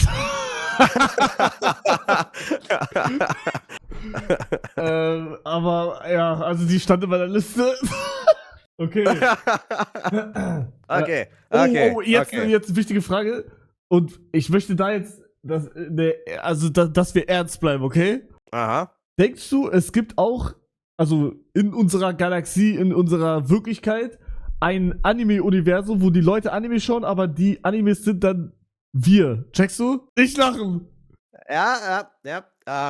Von meiner Seite aus kein Problem, oder halt? Nein, von meiner Seite aus kein Problem. Nein, es geht nicht. Warum geht das nicht? Tut mir leid. Also die Frage ist, wie sollte es gehen, ne? Ja, also es müsste ja so ein Paralleluniversum sein oder gut, höhere Dimensionen lassen wir mal außen vor, das funktioniert nicht wirklich, ein Paralleluniversum. Aber was heißt Anime-Welt? Das soll so aussehen, das war's eigentlich, oder? Ja. Ja, ich meine, wenn jetzt auf irgendeinem entfernten, auf der außerirdischen Welt alle intelligenten Wesen einen Hirnschaden haben, der sie nicht richtig gucken lässt, ne, dann hast du es praktisch schon. Aber ob die deswegen uns im Fernsehen so sehen würden, wie wir aussehen, das kann ich schlechter beurteilen. Ne? Aber wenn die 4-mal vom Arzt hochgeworfen und 3-mal aufgefangen wurden, dann geht das vielleicht. Okay, also du sagst nicht, es gibt kein Paralleluniversum mit Anime-Girls oder so? Ich fürchte, es tut mir leid, aber da ist wieder an die Zuschauerschaft. Ihr müsst leider, wie schon gesagt, ihr müsst dran an die Geburtenrate hier. Der Briefer nach Hogwarts wird nicht mehr kommen und die Anime-Welt wird euch auch nicht mehr verschlingen. Ja? Diese Isekais oder wie die heißen, ich fürchte, das wird euch nicht mehr erwischen. Gibt's Wiedergeburt, wenn wir jetzt schon dabei sind? Partiell. Also du kannst nicht als ein einzelnes Wesen wiedergeboren werden, aber ich meine, wenn du stirbst, die spawnst du ja nicht. Ja, du verrottest ja. Deine Einzelteile tauchen ja in anderen Organismen wieder auf. Also wenn du jetzt irgendwie, weiß ich, bei der Safari in Afrika irgendwie vom Weg abkommst, ne, verdurstest und halt so ein Rudel Hyänen fressen dich morgen auf, ne, dann ist ja ein Teil von dir in jeder Hyäne drin.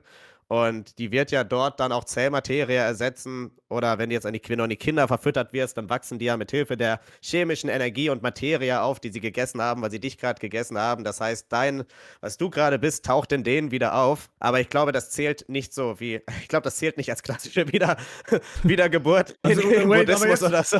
Aber jetzt, wo du es sagst, also wir bestehen theoretisch alle aus Dinosaurierleichen. Wir bestehen, ja. Also 100% des Wassers, das in deinem Körper ist oder das du trinkst, war schon mal ein Dinosaurier drin. Ja, die haben eine Viertelmilliarden Jahre gelebt. Das Wasser da auf deinem Tisch, das war vorher mal ein Dinosaurier. Sorry, aber ja, ich fürchte auch, das ist da drin. Aber nicht nur das sind unzählige Arten. Ja, das ist der ganze Baum der Evolution, der gerade da in deine Flasche reingejixt hat. Also ich fürchte, da macht der Dinosaurier auch relativ wenig aus. Aber okay, mit Wiedergeburt meine ich, warte. Was funktionieren würde, ist, dass du nach dem Tod exakt wieder dasselbe erlebst wie heute. Das wird gehen. Das wäre geil. Das finde ich auch geil. Du wirst dich nicht dran erinnern. Wir würden beide schon unendlich mal gelebt haben und werden noch unendlich Male leben. Ach stimmt, dann wäre das ja jetzt auch. So genau. Das wär nicht so schlecht. Aber es gibt ja auch so Menschen, die geboren wurden und dann gesagt haben, ja, ich war schon mal hier. Checkst du? Es gibt auch Menschen, die sagen, dass das letzte Einhorn in Luxemburg erschossen wurde. Also,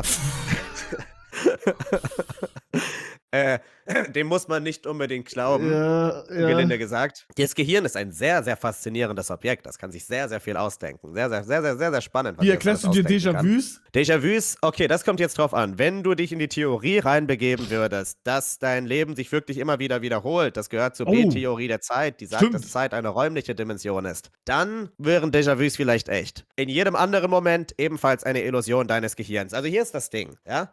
Ein Déjà-vu, das wir häufig haben, ist ja, dass wir zum Beispiel Beispiel einen neuen Ort besuchen und wir denken uns, Alter, ich habe von dem schon mal geträumt. Kennst du das? So, der ist mir sowas Ähnliches wie den, ich habe vor ein paar Tagen diese Situation schon mal in einem Traum gesehen, ja? Das ist komplett von deinem Gehirn zum Beispiel erfunden. Dein Gehirn, das hat manchmal so eine neuronale Fehlschaltung, das heißt, das macht einfach einen Fehler und dein Gehirn, das gibt Fehler nicht gerne zu. Dein Unterbewusstsein, das akzeptiert nicht gerne, dass es falsch ist und dann erfindet das Sachen, ja? Also du kannst dich zum Beispiel auch in ganz viele Träume, die du nachts träumst, gar nicht erinnern. Erst so in den letzten Minuten nach dem Aufwachen denkt dein Gehirn sich irgendwas aus und dann denkst du hast davon geträumt, da ist gar nicht passiert. Warte mal. Warte mal. Wenn ich jetzt aufwache und ich weiß, oh fuck, ich habe gerade davon geträumt, habe ich gar nicht davon geträumt? Manchmal. Manchmal hast du davon geträumt, sehr, sehr häufig nicht. Das ist die Frage, ich wie gut nicht. du dich daran zurückerinnern kannst. Das funktioniert. Nein, Viele nein, Erinnerungen nein. aus deiner Kindheit und so sind auch nicht wirklich passiert, so wie du dich an die erinnerst. Dein Gehirn erfindet überall was dazu, wo es Lücken hat, weil es Fehler halt nicht gerne zugibt. Ja? Und wenn dein Gehirn dann so einen Fehler macht und denkt, boah, hier war ich schon mal, und dann realisiert, nee, war ich gar nicht, dann kickt manchmal das Déjà-vu rein. Oder dass dein Gehirn eine Fehlschaltung hat und es schickt dieses Signal einfach raus. So, ich war hier schon mal, aber das Signal hat gar keinen Ursprung. Und dann denken wir uns manchmal, ey, ich habe davon geträumt. Aber sagst du, aber das ist wirklich nicht bei jedem Traum so, meinst du, ne? Nee, nicht bei jedem, auf jeden Fall. Also das nicht. Okay, und wie Aber erklärst du das dir Ding ist- allgemein Träume? Warum träumen wir von, guck mal, weil das ist kein Witz, was ich jetzt sage, ich habe schon mal Ja. geträumt von, da war ich halt full in meiner Prime, was Anime schauen angeht, und da war ich so 15, 16, da habe ich von Anime Girls geträumt und bin im Schlaf gekommen. Warum zum Fick habe ich über die geträumt? Das ist Willenskraft. Weil du geil warst, ist die simple Antwort. Die komplexere Antwort existiert auch.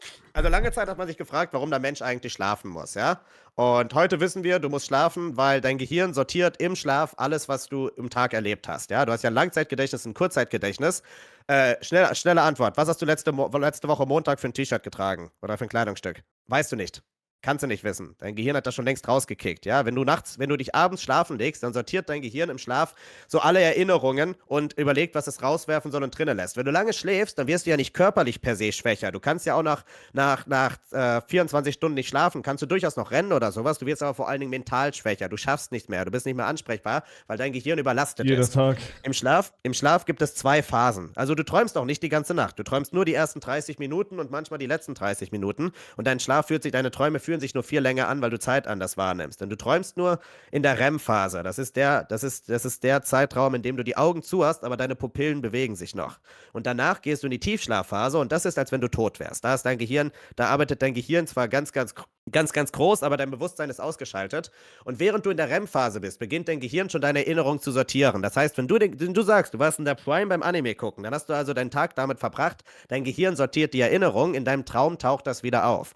Das muss nicht immer so direkt sein. Manchmal sind unsere Träume auch total abwegig von unseren Tagen, aber dann signalisieren sie trotzdem Dinge, über die wir unbewusst sehr viel nachgedacht haben. Und es ist ja auch so, du musst mal überlegen, viele Träume sind ja total zusammenhangslos. Also der durchschnittliche Traum ist ja so aufgebaut, dass man sagt, ey, ich habe geträumt, dass ich dort und dort war. Und dann war plötzlich du da und dann war noch der und der da. Und dann sind wir plötzlich dort gewesen. Das ist so ist irgendwie zack, Szene, so dass dazwischen fehlt. Das liegt daran, dass das sind neuronale, also jetzt so dein Gehirnnetzwerk, das feuert dir Signale zu.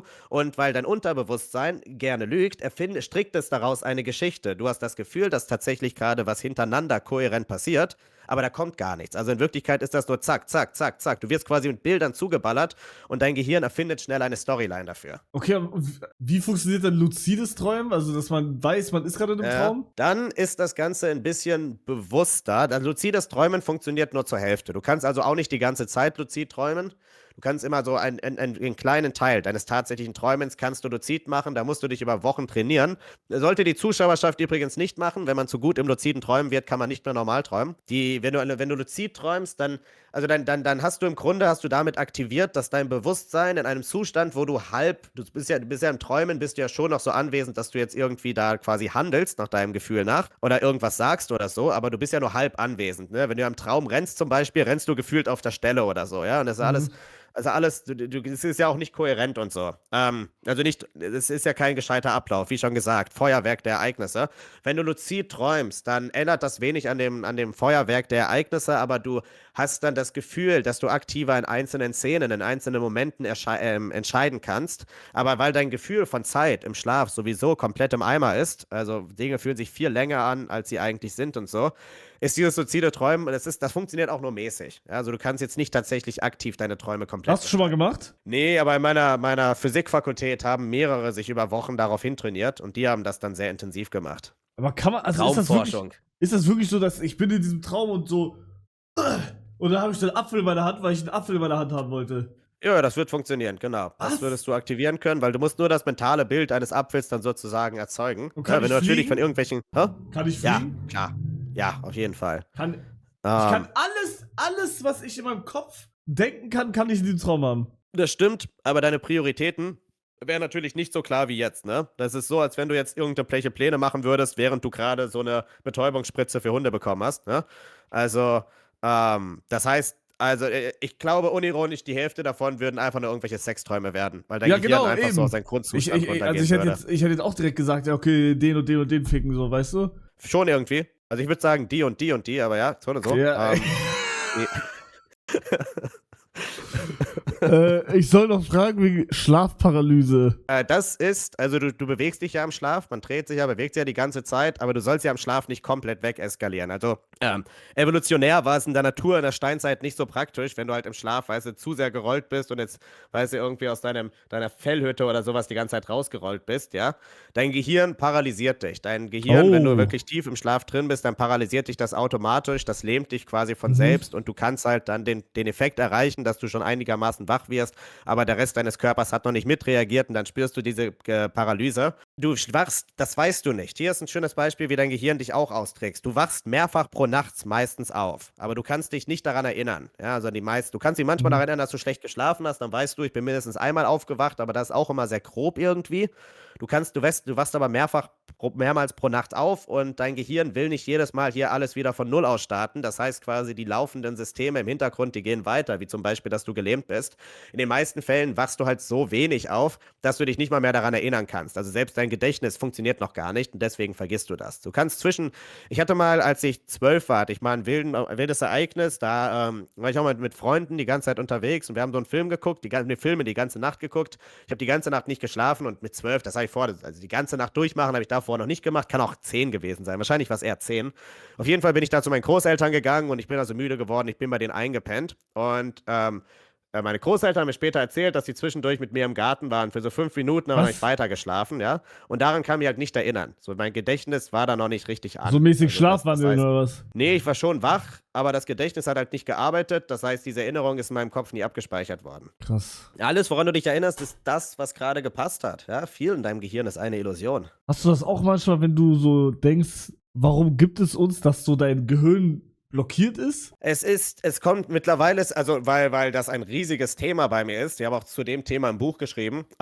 Deswegen ist es weniger, aber im Groben ja. Also ich weiß, was du meinst. Dieses Gefühl, was bei mir dann eher reinkickt, ist dieses, weißt du, dieser Abgrund, dieser Gedanke, Ja, genau. dass wir jetzt gerade hier existieren, in diesem gewaltigen Kosmos und alles drumherum über Jahrmilliarden musste passieren und jetzt bin ich kurz da und ich kann denken und ich bin jetzt kurz da. Das kann doch schon noch, das fickt seinen Kopf auch schon noch, wenn man jetzt irgendwie tiefer in der Materie drin ist, auf jeden Fall. Aber fickt es dann, also bist du unglücklicher geworden, seitdem du das alles weißt, oder? Ich würde sagen glücklicher. Ich war ganz kurz beim Bund und da habe ich so, und das nennt man eine Epiphany auf Englisch. Da bin ich eines Nachts also ich war in Physik und so, war ich scheiße in der Schule, ja. Und ich hatte überhaupt gar keinen Grund, Physik zu studieren. Und ich bin eines Nachts da aufgewacht und habe da zum ersten Mal in meinem Leben darüber nachgedacht, dass wir in diesem riesigen Kosmos sind, ja, und dass da alles so gigantisch groß ist, so gigantisch alt sind. Wir sind so kurz da und ich hatte plötzlich dieses intensive Gefühl, dass ich mein Leben verschwende. Und deswegen habe ich dann gesagt, boah, ich muss jetzt alles darüber lernen. Und damals hatte ich richtig viel Angst. Da hatte ich dann richtig viel Angst entwickelt über die Thematik. Das wirkte alles so groß existenzialistisch, Angst über die eigene Vergänglichkeit. Und dann dann habe ich halt angefangen, da habe ich gesagt, ich muss Physik studieren, nachdem ich so ein paar Bücher gelesen habe. Und dann, wenn man richtig tief reingeht, dann kickt die Faszination. Ja, man realisiert, das ist so groß. Und du als Mensch, du bist auch Teil von diesem großen System. Du bist nicht nur Zuschauer, du bist auch Teil des Universums. Und wenn das alles erstmal richtig reinkickt, dann wird alles nur noch faszinierend. Also man will einfach alles lernen, alles erforschen, alles machen. Ja? Also du hast so lange Angst vor Dingen, bis du sie quasi näher kennenlernst, ne? Also du hast gerade gesagt, du warst scheiße in Physik. Wie warst du da in der Schule? Warst du krass oder warst du so, ja, average? Ich würde sagen, ein bisschen über dem Average. Ich habe so ab der 10. Klasse beschlossen, dass ich halt keine Hausaufgaben mehr machen werde. Ja. Weil ich finde, irgendwann hat sich das auch ausgelebt.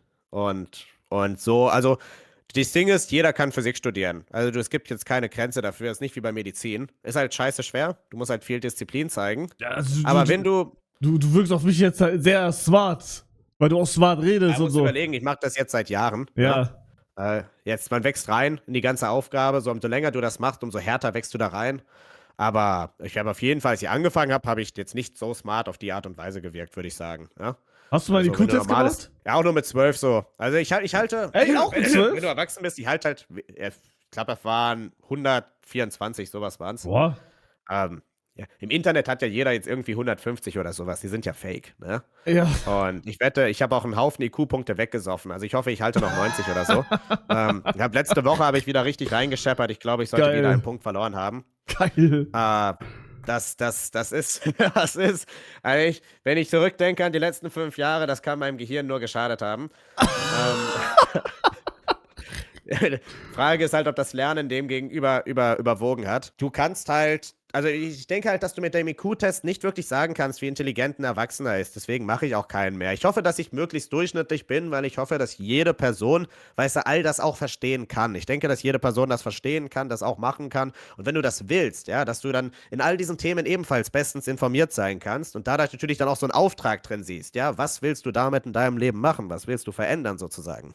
Also bei mir ist so, bei mir ist es genauso, wie wir vorhin geredet haben. Je weniger ich weiß, desto glücklicher bin ich. Aber ist ja auch okay. Wie schon gesagt, ständig besoffen, wie schon gesagt. Dann ist auch super. Ja?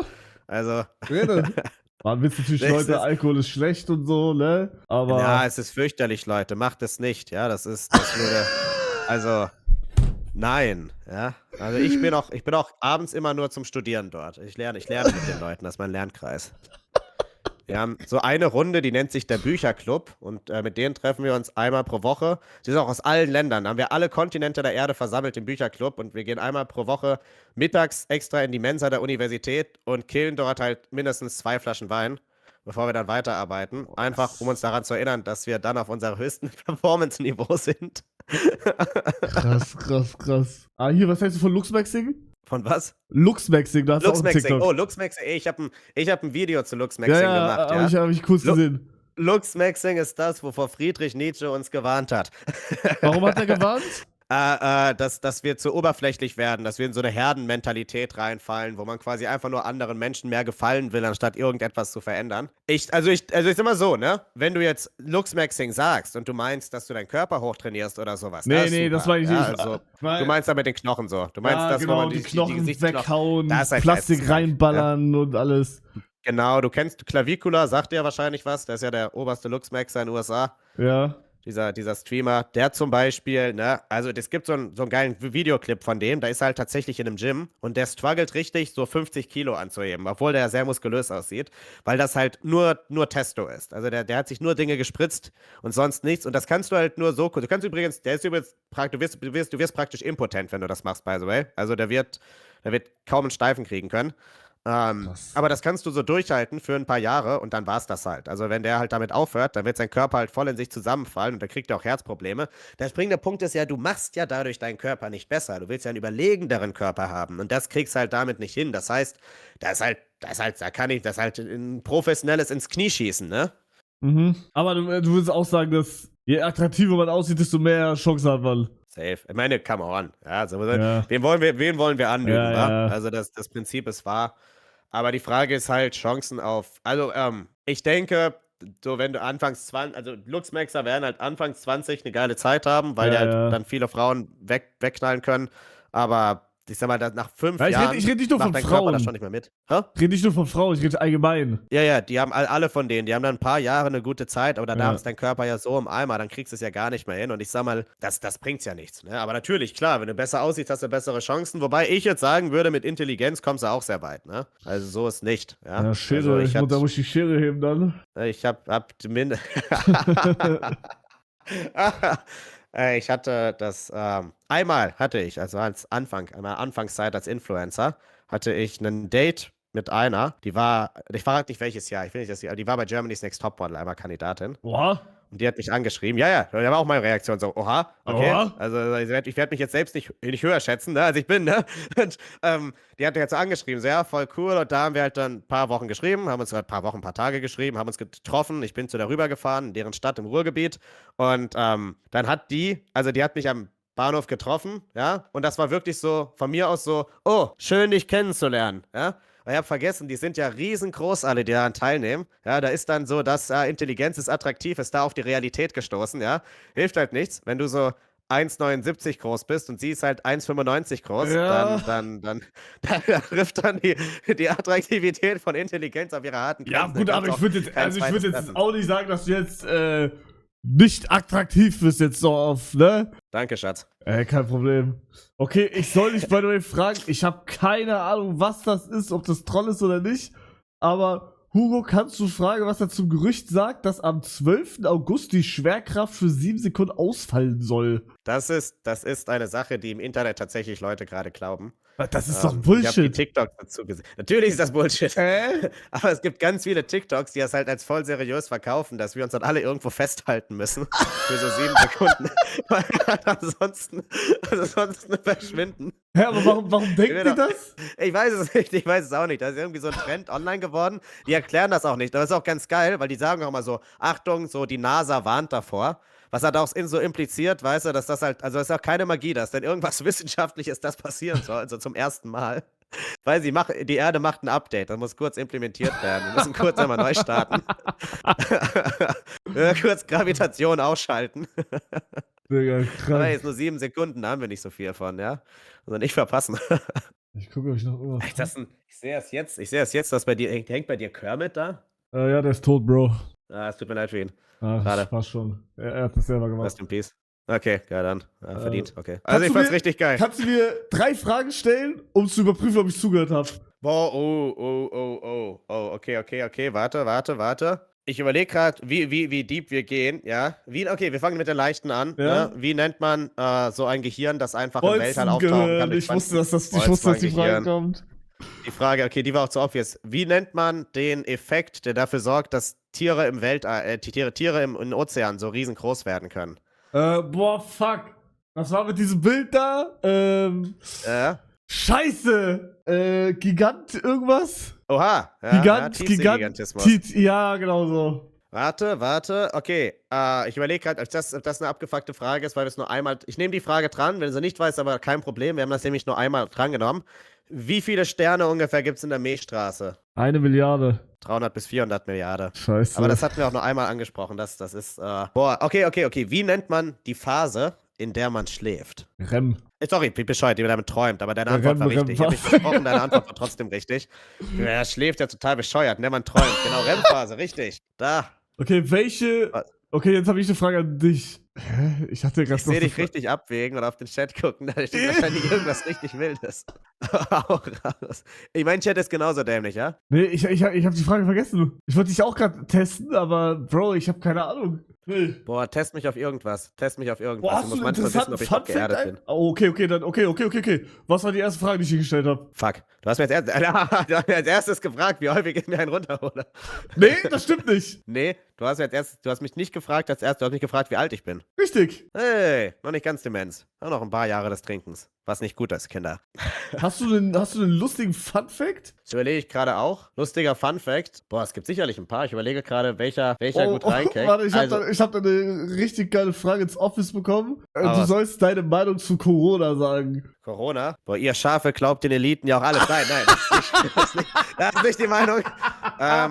Ja, ich fand's nicht so geil. Ja? Also ich fand's nicht so geil, dass passiert. Das wäre cool gewesen, wenn es nicht gewesen. Ja, gut. Corona ist echt, Leute. Es war wirklich da. Ja, wir haben uns alle. Ja, ich habe mich gegen alles impfen lassen. Aber ich habe mich generell gegen alles impfen lassen. Ich habe jetzt noch einen roten Arm, weil ich gegen Gelbfieber geimpft wurde gestern. Ja, krass. Ja, hast du einen Funfact, Funfact? überleg grad. Was ist ein geiler Funfact? Überleg gerade. Es gibt so viele geile Themen. Das ist immer dann so spontan die Frage, was man dran nimmt. Also, was ich immer finde, was einfach ein geiler Fakt ist, weil das so skurril wirkt, das menschliche Gehirn ist halt. Dass das menschliche Gehirn das komplexeste Objekt im bekannten Universum ist. Also, dass es da draußen quasi nichts gibt, keine schwarze Löcher, keine Galaxie, in ihrem Aufbau oder sowas, die irgendwie an uns rankommt. Das finde ich persönlich immer total wild. Aber was ist, wenn es Aliens gibt, die smarter sind als wir? Ja, okay, dann schon. Ja, dann bin ich bekannt. Ich habe gesagt, bekanntes Universum. Achso, ja, gut. Wenn es Aliens gibt, die smarter sind, dann schon. Ja, dann schon. Ansonsten, ich finde es wird immer im Internet gesagt, dass es in 5 bis 6 Milliarden Jahren kein Leben mehr auf der Erde geben kann. Ja, das ist tatsächlich falsch. Es kann Leben in 400 bis 600 Millionen Jahren nicht mehr geben. Also dann wird die Erde, dann wird es zu warm auf der Erde, dann geht's nicht mehr, weil die Sonne zu heiß wird. Ist es jetzt schon zu warm? Noch, wir arbeiten dran, alles gut. Kriegen wir hin. Okay.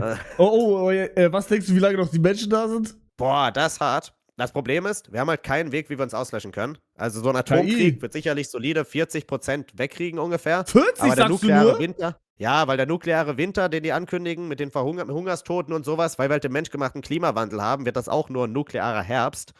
Virus schafft's nicht, das haben wir bei Corona gesehen. Wenn der Asteroid einschlagen würde, der die Dinosaurier umgebracht hat und wir hätten keine Vorbereitungszeit und würden es nicht wissen, was praktisch unmöglich wäre, aber wenn dem so wäre, dann würden nur 15 Millionen Menschen das höchstens überleben können.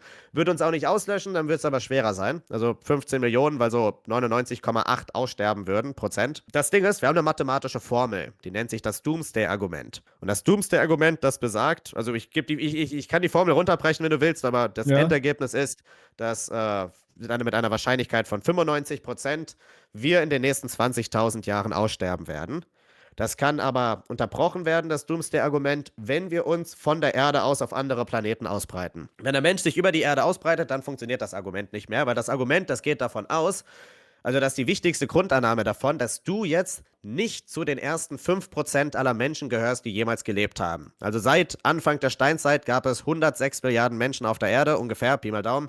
Und quasi die Grundannahme ist, dass diese 106 schon 5% oder mehr der Menschheitsbevölkerung waren. Und dann sagst du, okay, dann ist die Wahrscheinlichkeit, dass für dir diese Rechnung stimmt, wegen der 5%, 95%. Und dann musst du quasi ausrechnen, okay, wie viele Menschen haben schon gelebt? Wenn das jetzt 5% waren, 106 Milliarden haben schon gelebt. Was ist dann 100%? Das sind dann 2 Billionen, brechen wir jetzt mal runter, 2 Billionen Menschen. Da musst du ausrechnen, wie viele Menschen leben auf der Erde. Da musst du vermuten, wie unsere Geburtenrate halt ist, wie lange wir so viele sind, also wie viele Menschen pro Generation leben. Und dann kannst du daran ausrechnen, okay, Pi mal Daumen, ganz groß, mit einer Wahrscheinlichkeit von 95% haben wir die 100% der Menschen, die jemals gelebt haben, in ungefähr 20.000 Jahren erreicht. Oder viel zu viel für meinen Kopf. Oh.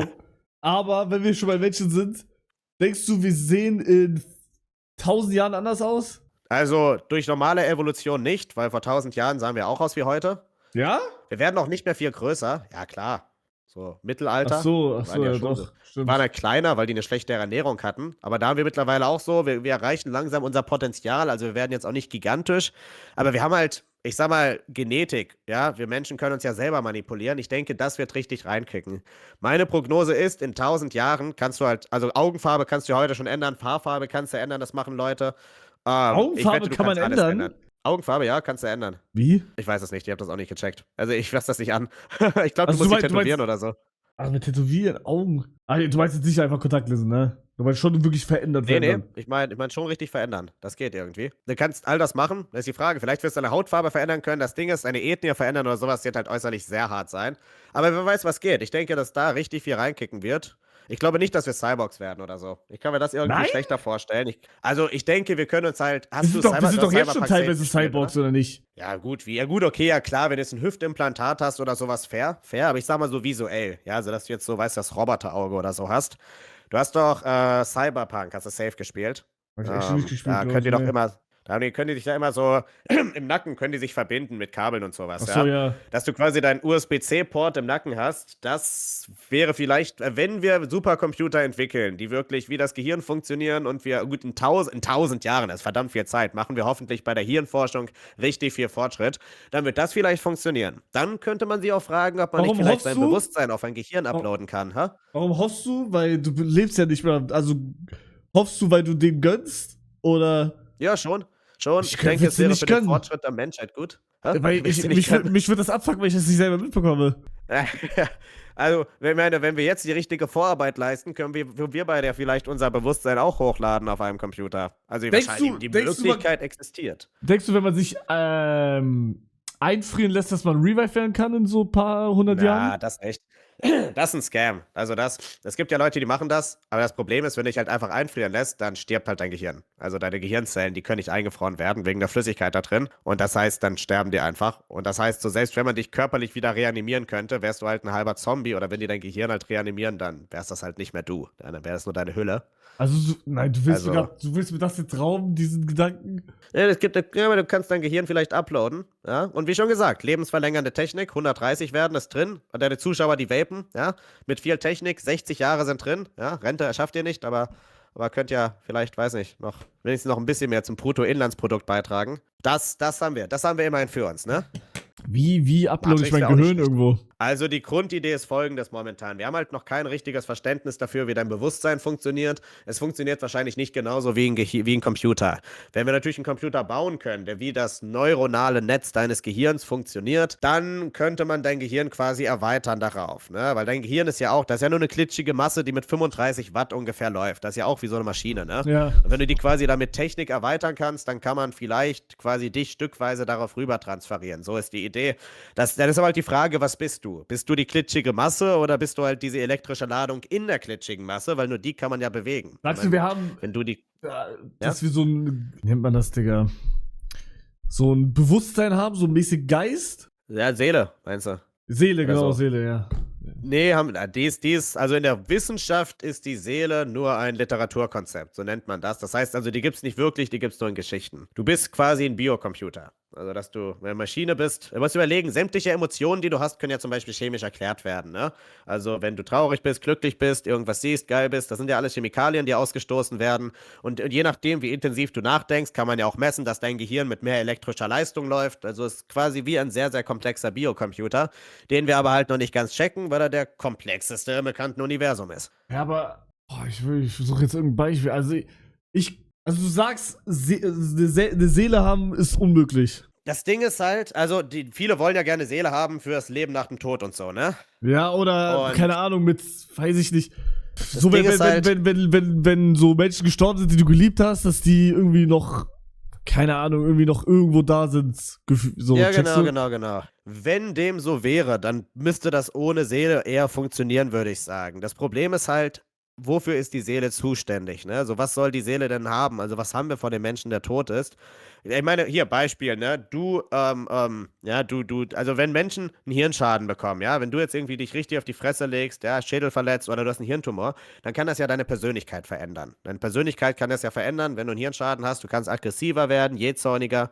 Das funktioniert ja auch durch viel regelmäßigen Alkoholkonsum und Das ist ja auch eine Veränderung deines Gehirns. So, was ist denn dann noch meine Seele, wenn mein Wesen zum Beispiel total verändert werden kann durch äußere Umstände? Und ich weiß, dass alle meine Emotionen durch Chemikalien erzeugt werden. Ne? Das ist halt die Frage, was macht die? Oh, kein Plan. Ja. Also du hast ja schon eine Energie in dir drin. Also nicht eine Lebensenergie, sondern die gleiche Energie, mit der man halt sein Smartphone auflädt. Ja? Also ein Teil, wenn du in der Nähe wenn jetzt irgendjemand wegstirbt, in der Nähe davon lädst du dein Smartphone auf. Ja, okay, nicht ganz, aber so ein Funken könnte übersprungen. Ich meine, du gibst ja Energie an deine Umgebung ab, wenn du stirbst, und ansonsten verrottet deine chemische Energie ja und wird halt vom Ökosystem aufgefressen. Du verschwindest ja nicht. Also das darf man nicht vergessen. Du kannst ja aus diesem Universum nicht verschwinden. Es kann nicht irgendetwas zu nichts werden. Von nichts kommt nichts, ja. Nichts kann es nicht geben. Das heißt, irgendwas ist da. Ja, also irgendwas ist da schon. Aber das kann eben nicht einfach, es ist nicht so leicht, ja. Es kann nicht einfach das sein, was es jetzt ist. Also zumindest nicht nach unserem Verständnis. Außer wir leben in einer Simulation. Ja, wenn wir in einer Simulation leben, geht alles. Also vielleicht ist es gar nicht so scheiße. Krass, ich versuche gerade irgendwie eine Frage mir in meinem Kopf zu. Das Thema ist ein ziemlicher Mindfuck, ohne Scheiß. Das ist echt, also Bruder, mein Gehirn ist gerade am Kochen, Digga. Ja, wenn man das alles dann wenn man zum ersten Mal so ganz viel darüber nachdenkt, das ist schon ziemlich wild. Auch der Gedanke so ich bin jetzt ein Biocomputer, so eher alles, was ich fühle, denke, das ist ja wie maschinell quasi. Und wenn man sich dann nochmal anguckt, ne, wie funktionieren unsere Instinkte und so, dann merkt man erstens, dass wir alle viel weniger individuell sind, als wir denken, ja, so Dinge, die wir für individuell halten, hat jeder, ne, klassisches Beispiel, ich laufe über den Bürgersteig, ne, beim Weg, und da sind so Ritzen zwischen den Steinen und ich pass auf, dass ich nicht drauf trete, oder ich stehe unter der Dusche, ne, wasche mir mit der Hand über die Augen mit dem Shampoo kommt in die Augen, und wenn ich die Augen lange zu habe ich kurz diesen Instinkt, dass ich aus irgendwelchen Gründen einfach nicht aufmachen will, das kennen vielleicht welche in deinem Chat. Solche solche Dinge, das ist alles sehr instinktbasiert, weil unsere Gehirne alle so gleich aufgebaut sind, weil sie eben doch irgendwo Biomaschinen sind. Wie erklärst du dir das, dass bei so, wenn bei Leuten irgendwie, keine Ahnung, irgend so eine wichtige Person, zum Beispiel habe ich so ein TikTok, das ist jetzt das einzige Beispiel, was mir gerade einfällt. Es gibt natürlich hunderte Beispiele, aber da sind halt keine TikToks oder so. Wenn es so, keine Ahnung, vom irgendwie ist die Oma gestorben und die Asche machen die irgendwie ins Meer und dann ist da dann steht da so irgendwie bei mit Asche, denkst du, das ist einfach full random? Was war das letzte? Was steht, was bei, was? Keine Ahnung, da steht Tschüss oder so. Jetzt wo?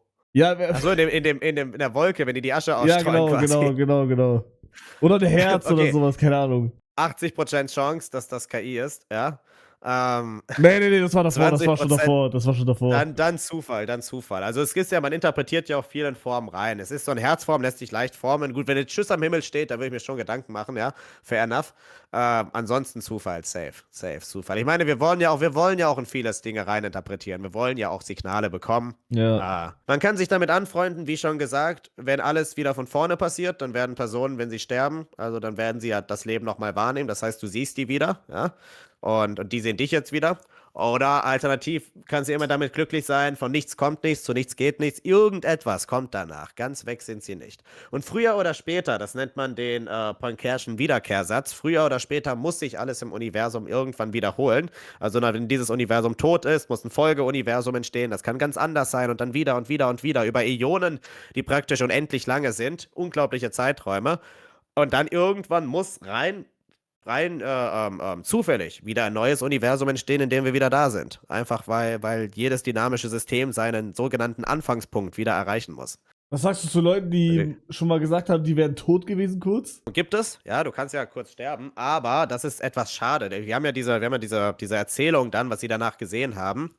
Neue Untersuchungen behaupten, dass das Gehirn noch bis zu 72 Stunden nach deinem Tod weiterarbeitet. Echt? Das heißt also dann, ja, also jetzt ganz wenig, ne, so wirklich so Sparflamme, ne, so Funken quasi noch. Aber wenn du halt in den ersten 5 Minuten oder sowas noch was danach wahrnimmst, also jetzt, dass quasi diese Wahrnehmung danach, dass das nur reine Illusion des Gehirns ist. Dazu muss man sagen, es ist doch schwer zu sagen, was die Leute wahrnehmen, in welchem Zeitraum, weil die haben das Gefühl häufig, dass sie lange was wahrnehmen, aber es kann halt auch in den ersten 2 Minuten passieren und die waren 4 Minuten nicht da und den Rest der Zeit waren die halt komplett weg, ähnlich wie bei Träumen. Das heißt, also das Ding ist, es gibt ja Studien dazu, wo man so Leute befragt hat, kurz nachdem sie wieder aufgewacht sind, nachdem sie schon tot waren. Und die haben ja bei solchen Studien zum Beispiel, müssen die immer aufpassen, dass sie religiöse Leute nicht befragen, weil die sehen halt ganz häufig ein Himmelreich, aber die nicht religiös sind, sehen halt jetzt keine Hölle oder sowas oder auch ein Himmelreich, sondern die sehen halt was viel Individuelleres, was halt zeigt, dass man auch zu einem gewissen Grad das sieht, was man halt erwarten wird. Ja? Also, dass dein Gehirn, wenn du dein Leben lang so ein Himmelreich erwartest, dann kickt das quasi mit rein.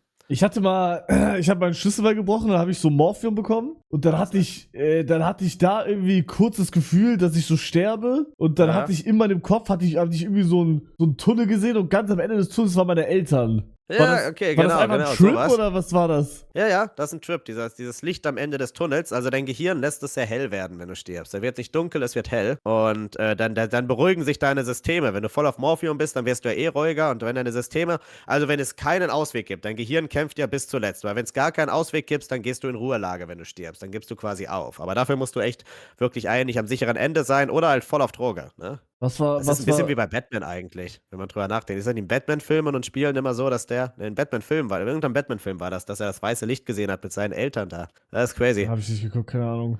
Was sagst du, war früher da, das Ei oder das Huhn? Das Ei war zuerst da. Das Huhn stammt vom Dinosaurier ab. Der Dinosaurier hat schon Eier gelegt. Aber okay, jetzt, das check ich auch nicht. Wie kann es sein, also wer waren die ersten Menschen? Der Homo habilis. Es war. Aber wer war davor dann der Erste? Ja. Also ich bin ein riesen Steinzeit-Nerd, deswegen kann ich dir das sofort sagen. Ich habe auch ich benutze meine ganzen Influencer-Gelder, um so Steinzeit-Werkzeuge zu kaufen, von so Homo erectus und so. Das ist total dumm, weil dann habe ich halt einfach Steine hier rumliegen. Also die sind ja nicht mal besonders, einfach Steine. Ja, aber die wurden als Werkzeuge benutzt. Stark. Auf jeden Fall. Wenn ich hier irgendwen zu Gast habe, das sieht aus, als wenn ich so ein Ultra-Autist wäre. Andererseits ist damit Steinzeit-Sachen. Wahrscheinlich bin ich Ultra-Autist. Generell ist es so, dass die Frage ist, wo du anfängst, ja? Also vor 66 Millionen Jahren, als der Dinosaurier gestorben ist, gab es so ein kleines kleines Tier, das sah aus wie eine Kreuzung aus Ratte und Eichhörnchen. Das war so unser erster Primatenvorfahre, Purgatorius hieß der. Und dann gab es so 60 Millionen Jahre an Verkettungen, die wir auch nachvollziehen können. Da haben sich erst die Affen in Europa und dem Rest der Welt und die hier kommen in Amerika voneinander getrennt. Altweltaffen, Neuweltaffen. Dann so 20 Millionen Jahre später haben sich die Trockennasenprimaten, das sind du und ich beispielsweise, aber auch Schimpansen und so, von den Feuchtnasenprimaten getrennt. Das sind zum Beispiel die Lemuren in Madagaskar. Dann nochmal 10 Millionen Jahre später haben sich dann sind die Hominiden entstanden, die Menschenaffen, das sind auch wieder wir, aber auch die Schimpansen und Gorillas, die haben sich dann stückweise, also deren Vorfahren, nie die selbst, ja, aber deren Vorfahren haben sich voneinander getrennt. Und der erste Mensch, ja, also es gab eine ganze Kette an verschiedenen Arten, da gibt es auch die sogenannten Vormenschen, das war so eine ganze Gruppe, die hießen Australopithecus und dann immer irgendwas dahinter. Die waren so 1,20 Meter groß und total behaart. Die konnten vielleicht schon Steine benutzen, die konnten die aber nicht bearbeiten. Aber dann gab es so einen Kerl, der war auch so 1,20 Meter groß, der ist fast süß, der sieht noch sehr affenähnlich aus. Der konnte halt, von dem habe ich zum Beispiel halt hier einen Stein rumliegen, vor 3 Millionen Jahren konnte der halt als allererster einen Stein nehmen und den so bearbeiten, dass der quasi eine neue Form hatte und dann als Werkzeug benutzen. Aber woher weißt du, dass du nicht komplett verarscht wirst mit diesem Stein und das einfach ein ganz normaler Stein ist und das. Also wie weiß man das alles? Wie weiß man auch, dass diese Dinosaurier da waren? Wie weiß man das alles? Also, man findet es archäologisch. Also beim Stein ist, also erstmal am Rande bei dem Stein, hier haben natürlich so einen Berg an Zertifikaten und ich weiß, welcher Archäologe den ausgegraben hat. Also da musst du schon vorsichtig sein, dass der nicht einmal einen Stein geben lässt. Aber die professionelle Antwort, wie schon gesagt, ich gehe auf Zertifikate. Die professionelle Antwort wäre trotzdem, dass du halt hier so Abschlagmuster dann hast. Also der sieht nicht natürlich aus, der hat hier klare Kanten, da sieht man, der wurde bearbeitet. Das heißt, irgendjemand, so ein halber Menschenaffe, halber Mensch, wird den halt genommen haben und auf irgendeinen anderen Stein draufgekloppt haben, bis da Scherben abgesprungen sind von und damit er den besser als Werkzeug benutzen konnte. Und so weißt du, das ist ein Steinzeitwerkzeug. Und bei den Knochen, bei den Dinosauriern ist ganz wild. Also bei den Dinosaurierknochen kann man ja finden, ist ja klar. Aber es gibt so eine Erdschicht. Also umso tiefer du in der Erde gehst, umso älter sind die Sachen, die du findest. Und es gibt so eine Erdschicht, die ist ganz, ganz dünn. Aber die hat so ganz viel Gestein in sich drin, das man eigentlich nur aus Asteroiden bekommt. Also das ist auf der Erde ganz selten, das findet man immer, wenn so ein Meteor einschlägt oder sowas. Und die gibt es auf der ganzen Welt verteilt, in dieser einen Steinschicht. Und alle Dinosaurierknochen, die wir gefunden haben, sind entweder sehr weit oder sehr nah unter der Schicht, aber kein einziger Dinosaurierknochen ist über dieser Schicht. Das heißt, man kann also 1 und 1 zusammenrechnen und dann haben wir halt den Gulf von Mexiko, wo wir den Krater auch sehen können. Ja, der existiert heute immer noch, der ist halt 150 Kilometer groß. Da siehst du halt wenig von, aber wo du sehen kannst, wo der eingeschlagen ist und dann kannst du anhand dessen zum Beispiel sagen, okay, dann sind die ausgestorben, die Dinosaurier. Aber woher wissen wir, dass diese Gesteine, was wir gefunden haben, Kometen sind? Also jetzt das Gestein, das ist dann so eine bestimmte chemische Zusammensetzung. Ich weiß selber, was heißt chemisch, mineralisch? Das ist so ein bestimmtes Mineral. Ich weiß auch nicht, wie das heißt. Das vergesse ich immer. Das findest du auf jeden Fall auf der Erde so. Nicht jetzt irgendwo sehr, sehr häufig in der Natur. Das ist ganz selten. Aber in der Sahara oder so findet man manchmal so Kometen oder so. Aber gut, woanders auch, je nachdem, wo die abstürzen. Und die haben häufig sehr viel von dem Gestein. Also es ist so ein Gestein, das ist im Weltall häufiger als auf der Erde. Und dann kann man das daran festmachen. Und wie wissen wir, dass die Vergangenheit real ist? Zum Beispiel auch Mittelalter und sowas, dass das alles passiert ist? Ja gut, ebenfalls. Gut, okay, teilweise wegen Quellen, ne, weil die Leute da was mitgeschrieben haben. Ja, aber da muss ja trotzdem irgendwas passiert sein, ne? Also die Dokumente haben ja ein gewisses. Also du kannst, ich glaube, ich kann deine Frage folgendermaßen beantworten. Ich kann zum Beispiel sagen, dass so ein Objekt jetzt 3 Millionen Jahre alt ist, weil es gibt einen Prozess, der heißt Carbondatierung. Da kannst du anhand von, ja im Grunde radioaktiven Partikeln unter anderem auf der Oberfläche sagen, wie alt ein Objekt ist. Das heißt, wir können bei allen Objekten das Alter guessen. Gut, okay, wenn wir jetzt von 1000 Jahren reden, dann ist es ein bisschen schwerer, weil das schon eine sehr kurze Zeit, aber du kannst Alter raten, das funktioniert. Geht das? Ey, könnte ich jetzt diesen Stift hier raten, wie alt das ist? Na, das wäre zu jung, weil der wahrscheinlich 10 Jahre oder so. Bestenfalls. Wahrscheinlich weniger. Das wäre dann zu wenig. Da könntest du was weniger machen, aber der Stift hat ja wahrscheinlich einen QR-Code oder irgendwas auf sich drauf. Das heißt, anhand dessen könntest du vielleicht nachverfolgen. Ja, okay. Könnte ich jetzt raten, wie alt dieses Metallstück von meiner Schere ist? Boah, ich weiß es nicht. Forensiker können viel. Also bei Blatt Papier zum Beispiel ist ja, wenn du auf Papier was schreibst, können Forensiker ja sagen, woher das kommt. Ja, und bei Druckerpapier auch. Also die können ich weiß nicht, wie wild die sind, ob die das bei Scheren und so auch können. Ich denke mal, es gibt eine unterschiedliche, so Feste von Metall. Die könnten vielleicht dann sagen, in welcher Firma wahrscheinlich die Schere produziert wurde und damit sagen, aus welchem Land sie kommt. Ob sie dann sagen könnten, wann das war, das weiß ich nicht. Also das geht aber. Also ja, aber ich bin die ganze Zeit, ich kann mir nicht vorstellen, vorstellen, dass in meinem Kopf ist, ich kann mir nicht vorstellen, dass vor uns einfach Leute da waren. Das ist, du musst überlegen, das Wilde ist, wie schon gesagt, riesiger Steinzeit-Nerd hier, ja, das Wilde ist, es gab eine Zeit, den Homo sapiens, uns gibt es seit 300.000 Jahren, den Homo sapiens, und es gab eine Zeit, das waren so die ersten 100 bis 200.000 Jahre, da lebten wir mit 10 anderen Menschenarten auf diesem Planeten, ja, alle anderen Menschenarten sind ja ausgestorben, es gibt ja nur noch uns, aber es gab ja ganz viele andere, die mit uns gelebt haben, zum Beispiel der Neandertaler, der halt wesentlich kompakter war, der war viel stärker als wir, aber halt auch ein bisschen kleiner. Es gab den Homo floresiensis, der ist ganz witzig. Ich dachte, wir sind die Neandertaler. Nee, also, wir sind in Afrika entstanden und in den weiten Savannen, deswegen haben wir auch so lange Gliedmaßen. Wir haben unnormal lange Arme und so, weil wir sind in Savannen entstanden und haben uns evolutionär angepasst. Der Neandertaler ist in Europa entstanden, in der Eiszeit, wo es ganz kalt war, deswegen war der kleiner, kompakter, aber viel stärker. Aber als unsere Vorfahren vor so 90.000 Jahren aus Afrika rausgegangen sind und nach Europa gekommen sind, haben die sich kräftig fortgepflanzt, auch mit dem Neandertaler. Der Neandertaler ist größtenteils ausgestorben, also wir haben viele von denen umgebracht, verdrängt, sonst was, aber wir haben auch ein paar tausende Jahre lang mit dem zusammengelebt.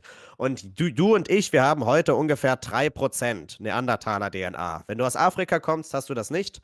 Aber besonders, wenn du so aus dem Nahen Osten kommst, dann hast du ganz, ganz viel davon, also bis zu 5%, bis zu 4%.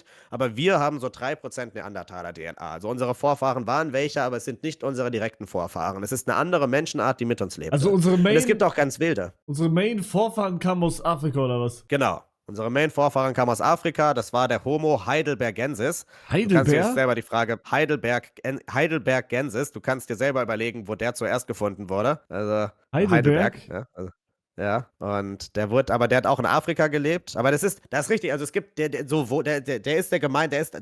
auch der Vorfahre vom Neandertaler. Also der ist der Vorfahre vom Neandertaler und der ist der Vorfahre von uns, ja. Aber die haben sich dann in unterschiedlichen Klimazonen entwickelt und davor gab es halt weitere Vorfahren. Da gibt es verschiedene Modelle. Entweder war es der Homo erectus, aber es gibt auch ein Modell, das gibt einen anderen Namen, das muss man eigentlich nicht kennen. Das heißt dann aber der Homo antecessor, wie auch immer. Also dann davor war es, die meisten kennen den Homo erectus. Davor war es der Homo erectus und vor dem Homo erectus, da lebte der allererste Mensch und der sah halt noch sehr affenähnlich aus. Das war halt der Habilis. Und der war auch noch ganz klein. Wir sind immer größer geworden, stärker geworden, intelligenter geworden. Aber was wild ist, dass es nicht überall so lief. Also es gab unsere letzten Verwandten, also die letzte andere Menschenart, die es gab, die ist erst vor 18.000 Jahren ausgestorben. Also der ist ja schon scheiße lange her, versteh mich nicht falsch, aber das war so in einem Zeitraum, wo wir schon angefangen haben, Hunde zu domestizieren, also Wölfe zu domestizieren und die in Hunde zu verwandeln. Und der war 1 Meter groß. Der lebte nur wie so ein Hobbit, der lebte nur auf einer Insel und der war auch wieder ganz behaart, weil die Evolution ist bei dem rückwärts gelaufen. Das ist total wild. Also rückwärts laufen kann sie nicht, weil es gibt kein Vorwärts, aber da haben sich quasi Vorfahren von, ja nicht von, vielleicht Neandertaler-Vorfahren, vielleicht welche von uns. Es gibt noch so eine dritte Art, die heißt Denisova. Auf jeden Fall, die waren alle intelligent. Also der Neandertaler, der war so intelligent wie wir, der konnte auch reden. Das war eine andere Menschenart, die war genauso wie wir. Ja, die waren genauso intelligent wie wir. Die konnten genauso großes wie wir. Das waren unsere Vorfahren, die Homo erectus. Der Neandertaler konnte schon reden. Es gab eine Zeit, da lebten mindestens 3 verschiedene Arten auf diesem Planeten, die alle ungefähr gleich intelligent waren und wir sind die Letzten, die übrig sind. Und welche von denen, wahrscheinlich vom Denisova dann, die ist ganz neu entdeckt, die musst du noch nicht gehört haben, wahrscheinlich welche von denen sind dann auf eine einsame Insel bei Indonesien gegangen und da waren welche von denen dann so isoliert, dass die sich komplett zurückentwickelt haben, weil die hatten keine Challenger, keine Beutetiere, die sie gejagt haben, hatten keine Probleme, dort Essen zu finden und dann sind die wieder klein und dumm und behaart geworden und waren vor 18.000 Jahren, als sie ausgestorben sind, schon wieder affenähnlich. Total wild. Ja, deswegen sammle ich diese Steine. Ich finde das richtig krank. Ich finde den Gedanken einfach wild, dass es von uns, weil das klingt ja wie eine Verschwörungstheorie, ne? Dass es so mehrere von uns gab, die mal so zwischendurch gelebt haben, auch sowas, die solche Werkzeuge benutzt haben. Und auch, also, das ist so, ich frage mich immer, warum lernt man das nicht mehr in der Schule? Hä? Hast du Knochen? Ich hab was Wilderes. Das kann ich mal ran und das steht hier neben mir. Digga, eine Kette? Warte, ich habe hier eine Box, die hebe ich mal kurz an vor die. Warte, ich mal ran. Ich habe mal eine Box, die hebe ich mal an vor die Kamera. Das hier ist das Wildeste, was ich habe. Das ist eine Perlenkette aus Mammutknochen. Was? Welche vor 100.000 Jahren angefertigt wurde. Vor Was? 100.000 Jahren hat jemand diese Niemals, Perlenkette getragen. Digga. Ja. Vor 100.000 Jahren hatten die schon Schmuck. Ja. Kann nicht sein. Eine ganz andere Welt. Eine ganz andere Welt. Und der Schmuck sah richtig wild aus. Also, sie haben viel Knochen getragen und so. Aber die hatten auch damals ganz wilde Schamanenrituale. Das ist so wild, wenn man darüber nachdenkt. Die fragt mich immer, warum nennt man das in der Schule nicht mehr? So eine andere Welt, die es vor unserer gab. Weißt du, wir hocken jetzt rum. Was, also, ich meine, allein Häuser, ja? Fucking Häuser gibt es seit ungefähr 12.000 Jahren. Das Konzept Haus war im klassischen Sinne davor noch gar nicht erfunden. Ja? Und davor gab es einfach so 300.000 Jahren, in denen es schon Menschen gab, die ganz anders gelebt haben, die so wilde Sachen geglaubt haben und die mit Säbelzahn, Tigern und Mammuts umgehen mussten. Die hatten auch ganz andere Tiere in ihrer Umgebung, die wir heute gar nicht haben. War die Aber eine Kette andere teuer? Welt. Die war scheiße teuer. Der Rest war nicht so teuer, die war scheiße teuer. Ich bin sehr süchtig nach Auktionen geworden. Also es ist günstiger, als man denkt. Die Kette hier, die war teuer, die hat ein paar tausent Euro gekostet. Aber die. Bro, aber wenn ich das jetzt so höre, hätte ich direkt gesagt, so über 100.000. Denkt man. Also ich habe ganz viele Sachen gekauft, so auf Auktionen. Ich sitze auch gerade zum Beispiel, ich habe zum Beispiel ein Schwert gerade da noch drüben hängen. Du kannst Mittelalterschwerter oder so, kannst du einfach kaufen für 500 Euro. Weil es gibt so viele von den Objekten online, also die jetzt echt sind auch wirklich, die kaufen halt nicht genug Leute. Es gibt mehr Leute, die das verkaufen, als sie kaufen. Du kriegst das einfach. Steinzeitwerkzeuge von Homo erectus oder so, die 800.000 Jahre alt sind, die kriegst du für unter 100 Euro, die kriegst du für 60 Euro oder so. Oder hier, hinter mir steht, das ist auch ein schönes Souvenir, das ist ein Siegelring aus dem Römischen Reich. 1. Jahrhundert vor Christus, also so kurz bevor Julius Caesar an die Macht kam, ne? 50 Euro, ein scheiß Siegelring. Man sollte meinen, dass sowas teuer wäre, aber irgendwie kriegt man alles davon recht günstig. Hattest du die Kette mal an? Ist safe. Also, man sollte sowas ja nicht tragen, aber natürlich hatte ich sie an. Also, die steht in meiner Wohnung, also ich habe die sofort angezogen und dann habe ich die zweimal im Livestream angezogen und da meinte irgendwann jemand, ist das nicht voll schädlich mit dem Schweiß? Und dann habe ich die sofort ausgezogen, weil ja, das ist natürlich arschschädlich, wenn du so deinen Körperschweiß auf solche Objekte packst. Aber ey, also ich fand sie stylisch. Ich hab's verstanden, warum die getragen haben. Ich hatte auch noch so einen krass, dass die damals so Schmuck hatten, Digga. Ich habe auch noch so einen Armreif, der ist aber etwas jünger. Der ist nur so 15.000 Jahre alt. Ach so. Ja, langweilig. Der zum Beispiel, der passt mir halt nicht. Den kann ich nicht tragen. Ah, das ist ein. Ich hatte auch mal geguckt. Bro, das ist ein Armreif? Ja, aber von einem Kind oder von einem Erwachsenen? Nehme ich mal an. Also vielleicht ein mangelernährter Erwachsener. Ansonsten muss das ein Kind gewesen sein. Ich meine, beides geht, aber ich denke mal Kind. Er hat das nach Knochen gefragt. Man kann menschliche Knochen kaufen, online. Und das Dümmste, was ich habe sie nicht, aber ich habe sie gesehen, du kannst sie irgendwie kaufen. Und das Dümmste, was ich gesehen habe, war, du konntest irgendwo so das Becken von einem Erwachsenen kaufen. Die sind ja noch teuer, das hat irgendwie 2.000 gekostet. Und dann war das neben das Becken von so einem Kind und das war günstiger, weil weniger Knochen da war. Bruder. Und ich hätte irgendwie erwartet, dass das teurer wäre, weil du weniger Kinder ausgraben kannst, wo auch immer die herkommen. Aber du kannst tatsächlich Knochen kaufen. Aber die sind dann nicht so alt. Ich weiß nicht, wie alt die sein müssen, damit das überhaupt legal ist. Ich weiß auch nicht, warum man das darf oder wo die herkommen. Ich werde ein großes Problem damit, wenn ich in der Wohnung von jemandem auftauche. Ist das Darknet oder einfach normal? Nee, du kannst das einfach machen. So für wissenschaftliche Zwecke werden die auch gebraucht. Also, du kannst auch Dino-Knochen einfach kaufen. Ich habe da so ein Stück. Dino-Knochen ist ja nochmal was anderes. Nee, klar, Menschenknochen ist ein bisschen wilder. Ich weiß auch nicht, was da Phase ist, aber du kannst das einfach kaufen. Fragt man sich, wie alt es halt sein muss. So, kann ich jetzt Oma verkaufen oder muss das muss das schon so 300 Jahre drauf haben? Ja, schön. War krasser Talk, Digga. Hat mir immer wieder gerne, ne? Ich komm immer wieder gerne vorbei. Ja, also wenn du, weiß nicht, einen Knochen brauchst, sonst was, gib Bescheid, ja? Ich bring dir vorbei. Na, Bro, passt schon, ich brauche jetzt keinen Knochen. Wait, könnte ich mir theoretisch jetzt alle Einzelknochen von einem Menschen und dann hier so ein Skelett einfach haben? Boah, das wird richtig teuer werden. Aber jetzt könntest du safe. Wie teuer ungefähr? Du müsstest, glaube ich, Wie teuer ungefähr? Boah, also ich denke, da würdest du, also die Frage ist, ob du halt einen ganzen Menschen kaufen kannst. Wenn du einen ganzen Menschen kaufen kannst, dann kriegst du es vielleicht unter 20.000 hin.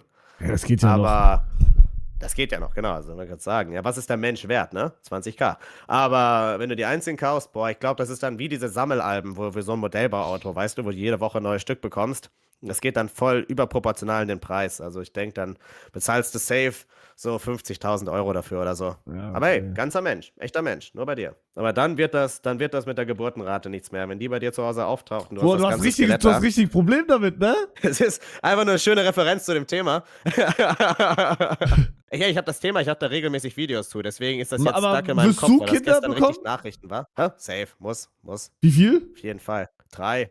Also, ein bisschen Schwund ist ja immer. Das heißt, wenn du sicher gehen willst, dass es so zahlenmäßig passt, gehst du lieber auf die 3. Ja? Falls halt dann irgendwie 1, weiß nicht, jetzt in einem falschen Van einsteigt oder so, dann hast du noch 2. Ja. Passt das halt. Ja. Naja, also du kannst sie nicht alle behalten, also, aber nee, statistisch gesehen auf 3 gehen. Ja, ich weiß auch nicht, das war gestern den ganzen Tag in Nachrichten. Jetzt bin ich so stuck mit dem Thema, dass das die ganze Zeit in meinen Kopf reinspringt. Normalerweise habe ich nicht so eine Obsession damit, das taucht nur immer wieder auf. Mit den Steinen habe ich eine Obsession, deswegen wird das Digga, bei mir auch ich hatte das werden, gar weißt nicht du? mitbekommen. Also ich habe so mitbekommen, okay, ja, geht ein bisschen runter, aber nicht so deep. Krass. Digga, was ich am krassesten fand, was du mir jetzt heute gesagt hast, ist, dass es irgendwas schon gibt, wo die bei Affen die Jünger machen kann, Digga. Ey, das geht richtig stark. stark Dass man voran. davon nichts mitbekommen hat, ist ja geisteskrank. Ey, wenn das ein Durchbruch ist, ich meine, die haben es jetzt ja, wenn man an Primaten schon getestet hat, der nächste Schritt ist ja eigentlich Menschen. Ne? Sobald die das machen, ich bin ja sofort rein. Also ich werd sofort Influencer-Collab vorschlagen, ich werde da sofort rüberfliegen, wo auch immer das stattfindet. Ja, also China, USA, scheiße, USA geht ja nicht, hoffen wir auf China. Dann ziehe ich durch. Ich gebe Bescheid, ich mache dann einen öffentlichen Aufruf, dann können wir schon mal sicherstellen, dass wir schon mal 130 du musst werden. das gatekeepen. Sonst holen das zu viele, Bro. Das geht nicht. Ich stehe bei meinen Zuschauern am Bett beim Altersheim. Ich trete im Altersheim dann auf bei meinen Zuschauern, weißt du, die laden doch so manchmal in Heime so Musiker und so rein. Ich stehe da so, L geht hier an euch. Ja, ich bin körperlich 50, ihr Knochenhaufen. Ja, aber musst du. Das kannst du machen. Stimmt, warte mal, da kann man ja auch, wenn das wirklich stimmt, dann muss man ja mehr Geld jetzt anhaufen, um ausgesorgt zu haben. Oh ja. Also wir haben Rente mit 90 dann. Ja, Rente mit 90 und dann. Aber hey, dann sind wir auch körperlich noch fit. Dann sind wir körperlich dann noch 70. Ja, also das ist genauso wie die Rente mit 70, die wir sonst kriegen werden. Ja, krass, nee, ich bin durch. Also, das war eine krasse Talkrunde, Digga. Ey, ich hab's gefeiert. Ne? Vielen Dank nochmal für die Einladung. Ne? Bro, du sehr, hast sehr stark. Also, ja, also, Digga, das war übergeil. Danke fürs Reden. Jederzeit wieder. Dann auf jeden Fall in deinen Chat. Auch nochmal einen schönen Abend, ne? Wenn es was gibt, melde dich immer wieder gerne. Ja, mach ich auf jeden Fall. Wenn du ein Kinderbecken brauchst oder so, also ich meine Beckenknochen von Kind oder sowas, melde dich nicht bei mir, bitte. Okay, aber ja, dann gib Bescheid, wenn du es hast, ja. Ja. Sonst was. Aber ja, schönen Abend noch, ne? Ey, schönen Abend noch, war sehr geil. Man hört sich. Sehr geil. Man hört sich. Ciao. Ciao, ciao. Bro, geisteskranker Talk, Digga. Holy shit.